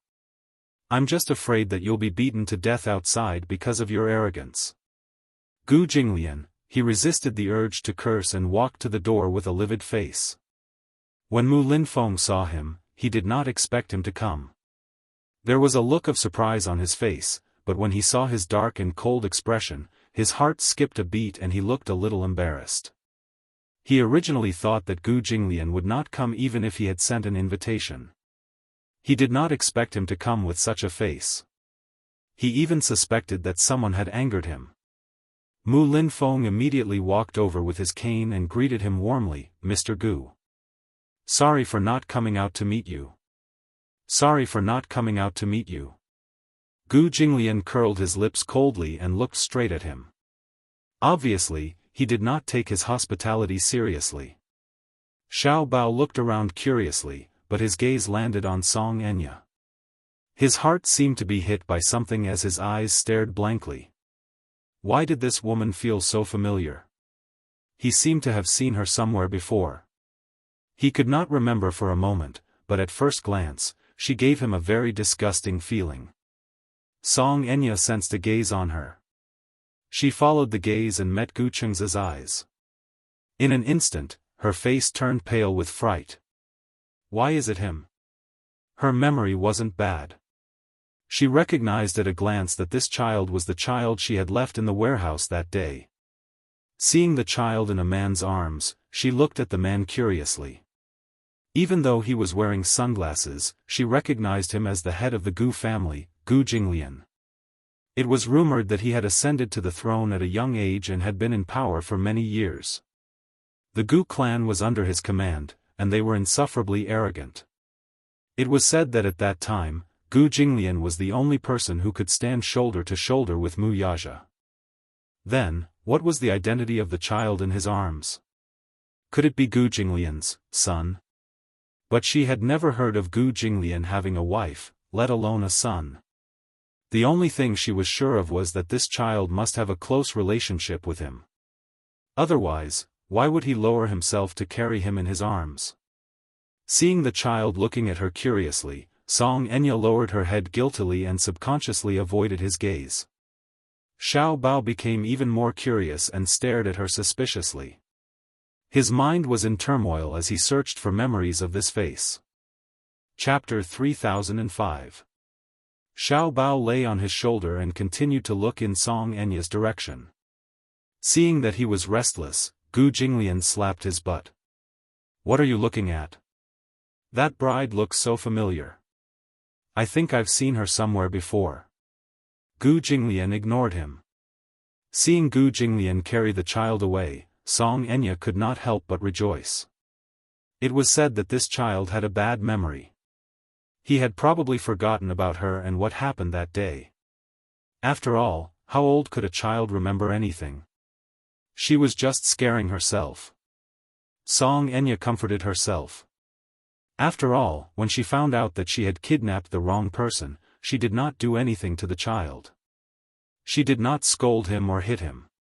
She only left him where he was. Wasn't this little brat fine now? She was still wondering how this child managed to escape from that barren area. She was only worried that this child would not recognize her. However, on second thought, so what if the truth was exposed? After today, she would be the young mistress of the Mu family. In addition, she was the mayor's daughter. No matter how powerful the Gu family was, could they still stir up trouble at the wedding? At the very least, they should give some face to the Mu and Song families and not pursue this matter. Moreover, at that time, she did not know that this child had anything to do with Gu Jinglian. Besides, children were very innocent. They would be over with a little coaxing. Hence, Song Enya did not take this matter to heart. The wedding officially began. 2 flower girls walked into the venue. One of the boys walked in front with a ring pillow in his hand, while the other little girl obediently held Song Enya's skirt. Song Enya held Mu Yancheng's hand and walked to the center of the stage. Then, they stood facing each other. Baby Chu looked around curiously. Under the light, Song Enya's side profile came into view. His mind raced as he suddenly recalled something. Scenes flashed through his mind like a merry-go-round, and his face instantly turned gloomy. It's her? It's that woman from that day? In the center of the stage. Mu Yancheng looked at Song Enya's exquisitely made-up face. It was charming and moving, but Meng Qingshue's face suddenly flashed across his mind. Yancheng, you've always been my whole world. What about me? How much weight do I have in your heart? Yancheng, don't marry her, okay? Mu Yancheng, are you willing to have Miss Song Enya as your wife and enter into a marriage contract with her? In sickness and in health, for richer and for poorer, you will take care of her, love her, respect her, and be faithful to her until the end of your days? Mu Yancheng opened his mouth as he struggled internally. The words "I do" seemed to be stuck in his throat, and he did not reply for a long time. His mind was filled with Meng Qingshue's face, and his thoughts were in a mess. Song Enya could not help feeling nervous when he did not respond for a long time. Yancheng, at the side, Mu Shumin urged him anxiously. He was worried that he would cause trouble. Mu Yancheng came back to his senses abruptly. As if he had made up his mind, he said in a deep voice, "All right. I'm not willing. It's her. It's her." At the same time, the childish and angry voice of a child came from the guest area. "She's that bad woman." Everyone raised their eyebrows. Chapter 3006. Gu Jinglian's face darkened slightly. Don't mess around. Xiao Bao did not care that all the guests present were looking at them curiously. Instead, he pointed at Song Enya angrily and said, "Uncle, do you remember what happened that night?" Gu Jinglian's eyes flickered slightly. Of course, he remembered. That night, he had a business deal in the suburbs and parted on bad terms. Before he left, he opened the car door and found the child curled up in the back seat. He was covered in dirt from head to toe and was carrying a small stray dog in his arms. However, in his eyes, such a disheveled child looked more like a stray dog. He did not hear the child talk about the cause of the incident himself, but Xiao Bao had told Uncle Fu before. Uncle Fu told him that the child was kidnapped to the capital by 2 strange men because even Xiao Bao himself did not know what was going on.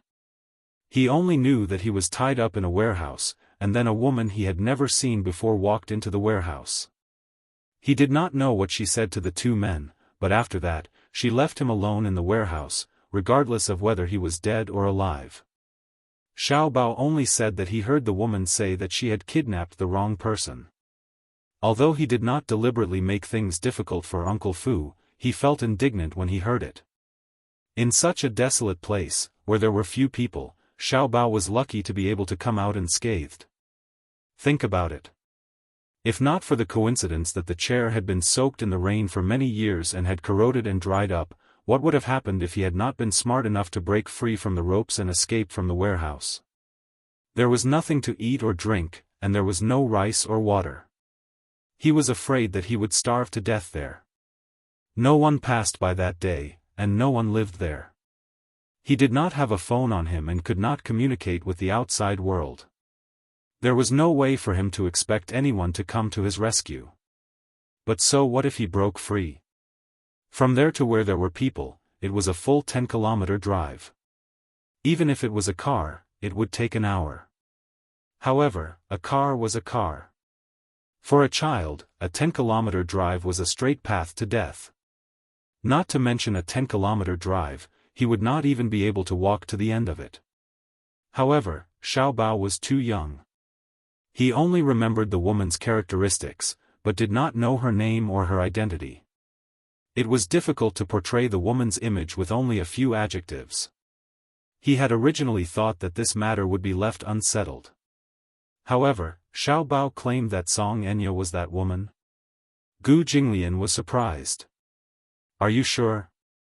"Uncle, I won't forget her. It was this woman. Get someone to tie me up and bring me to the warehouse." Xiao Bao was so agitated that he was trembling all over. He stared straight at the side of Song Enya's face as she turned away guiltily. "She's that bad woman. I won't make a mistake." It was impossible for him to be mistaken. If it wasn't for her, I guess I would have been left in such a desolate place. You don't know, if I hadn't met Uncle, I would have starved to death there. At the mention of grievances, Xiao Bao's eyes turned red. His nose sniffled as if he was about to cry. Like an angered little beast, he stretched out his tender claws and teeth, itching to pounce on her. Gu Jinglian's eyes darkened slightly as his expression changed. Song Enya was the woman who kidnapped his son? Good, very good. Interesting. Gu Jinglian suddenly stood up, raised his leg, and kicked the table in front of him where the champagne tower was placed. Chapter 3007. The wine glasses stacked on top of each other fell to the ground and smashed into pieces. The floor was instantly in a mess. The sudden loud noise startled everyone present. They stood up one after another and looked in Gu Jinglian's direction in horror. They looked at the wreckage at his feet in fear and confusion. Song Enya was stunned by Gu Jinglian's shocking action. Mu Linfeng and Mu Shumin also stood up at once. At the side, Song Zhenghua and Jiang Qimeng heard the noise and looked in Gu Jinglian's direction. Their gazes fell on the champagne tower that he had kicked over. Only then did they understand where the huge commotion came from. Mu Linfeng hurriedly walked over with his cane and asked politely, "Master Gu, what's the matter? What happened?" Gu Jinglian did not look at him. Instead, he looked at Song Enya and said coldly, "Song Enya, you owe me an explanation." Song Enya was inexplicably flustered. She lowered her head guiltily and did not dare to make a sound. This child actually recognized her? How would she dare to make a sound when Gu Jinglian questioned her like this? Offending the Gu family was scarier than offending anyone else. Everyone knew Gu Jinglian's identity and the status of the Gu family in the capital. The current Gu family was no longer what it used to be. It was even more so that the Muse could not afford to offend them. If Gu Jinglian wanted to make things difficult for her, to put it bluntly, even the Muse would not be able to protect her. Song Enya trembled in fear. Not going to speak? Gu Jinglian's tone became increasingly displeased. I'll give you 3 seconds. I don't have much patience. 1. 2. Mu Yancheng was initially stunned. He did not know what had happened. Why did Gu Jinglian seem to want to cause trouble for no reason? The Muse and the Gus did not have any deep hatred for each other, so why did he want to cause trouble at the wedding? When he heard him mention Song Enya, he tugged at her arm and asked angrily, "Have you offended Gu Jinglian?" I don't know." Her mind was a jumbled mess, and she trembled with fear. Gu Jinglian hated it the most when he asked questions. He did not say a word. His patience was exhausted and he shouted coldly, "Speak." Mu Linfeng immediately held his arm and tried to persuade him. "Master Gu, don't be angry. Let's talk this out." Scram! Gu Jinglian pushed him away roughly. Mu Linfeng was caught off guard and fell to the ground. Frightened, Mu Shumin hurriedly went forward to help him up, only to see Mu Linfeng's embarrassed and livid face. Mu Yancheng bellowed, "Gu Jinglian, this is the Mu family's territory. You have no right to behave atrociously here." "Oh? It's not my turn to behave atrociously?" Gu Jinglian sneered. Do you think Mu Corporation is still the glorious Mu Corporation of the past? Stop putting on airs in front of me. Even if the person standing here today was Mu Yaja, I might not give him face. Oh my God. Shocking news. At Mu Yancheng's wedding, there was a dispute between the Gus and the Muse. At the side, a few media reporters swiftly recorded the scene with their cameras. Gu Jinglian glanced at the media from the corner of his eyes and sensed that someone was secretly taking pictures. His gaze was dangerous. The bodyguard standing beside Gu Jinglian also noticed the flashing lights. They immediately walked to the media and shouted, "Who was secretly taking pictures just now?" No one dared to respond. The bodyguard snorted and went forward to take away the cameras in the hands of the reporters one by one. Then, they smashed them all on the ground. The media instantly let out a few exclamations. Chapter 3008. Ah! My camera! The bodyguard swept his gaze across the crowd, and the crowd fell silent. No one dared to speak. You're not going to speak, are you? Gu Jinglian saw Song Enya curled up in a corner of the stage. He nodded and said coldly, "I'm not going to get married." As soon as he finished speaking, the crowd whispered nervously. They did not know what Gu Jinglian was going to do. He said to the bodyguard standing at the side, "Clear the venue." The bodyguards immediately moved out and chased the media reporters out of the door. Then, more than 10 bodyguards rushed in from outside. They were all Gu Jinglian's personal subordinates. They rushed into the hall and walked up to Gu Jinglian.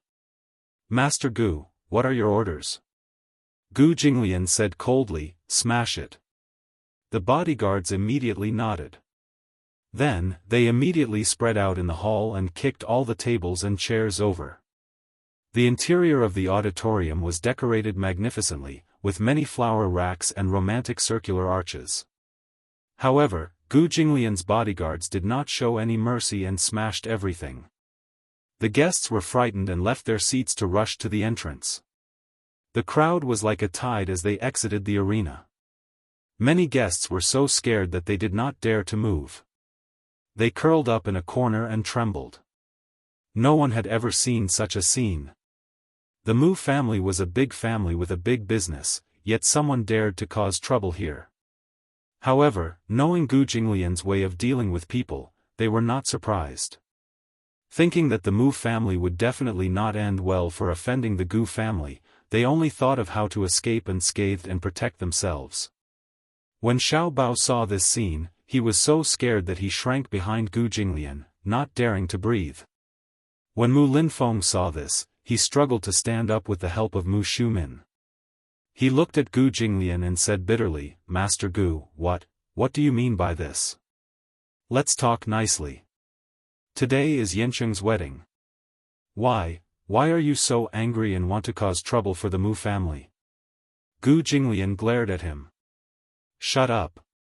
If you say any more, I'll smash you together with Disheng." Not long after, the originally magnificent wedding hall was reduced to a mess. Song Enya stared blankly at this ghastly scene, her heart in her throat. It was said that the Mu family had spent 300 million yuan on this wedding. Every piece of decoration in the venue was expensive. Just the flower arch alone was worth 200,000 yuan. The crystal goblet from the champagne tower was worth more than 100,000 yuan. Not to mention, the guests present were either rich or respectable. Some of them were even the leaders of the political world. Even the prime minister of other countries was present. Now that the wedding has been ruined like this, the Mu and Song families will only become laughingstocks. Jiang Qimen was scared out of her wits by Gu Jinglian's subordinates. Each of them glared at her covetously. Tall and mighty, they walked over with a swift and fierce aura. With a casual lift of their hands, the stage was overturned. She fell to the ground in fright and was immediately helped up by Song Zhenghua. Shameful, utterly shameful. Song Zhenghua strode in front of Song Enya and questioned angrily, "What did you do to offend Gu Jinglian? Say something." I really don't know anything, A few minutes later, everything in the venue was smashed into smithereens. More than 10 bodyguards returned to Gu Jinglian's side and waited for his orders. "Bring that woman here." Gu Jinglian ordered again. "Yes."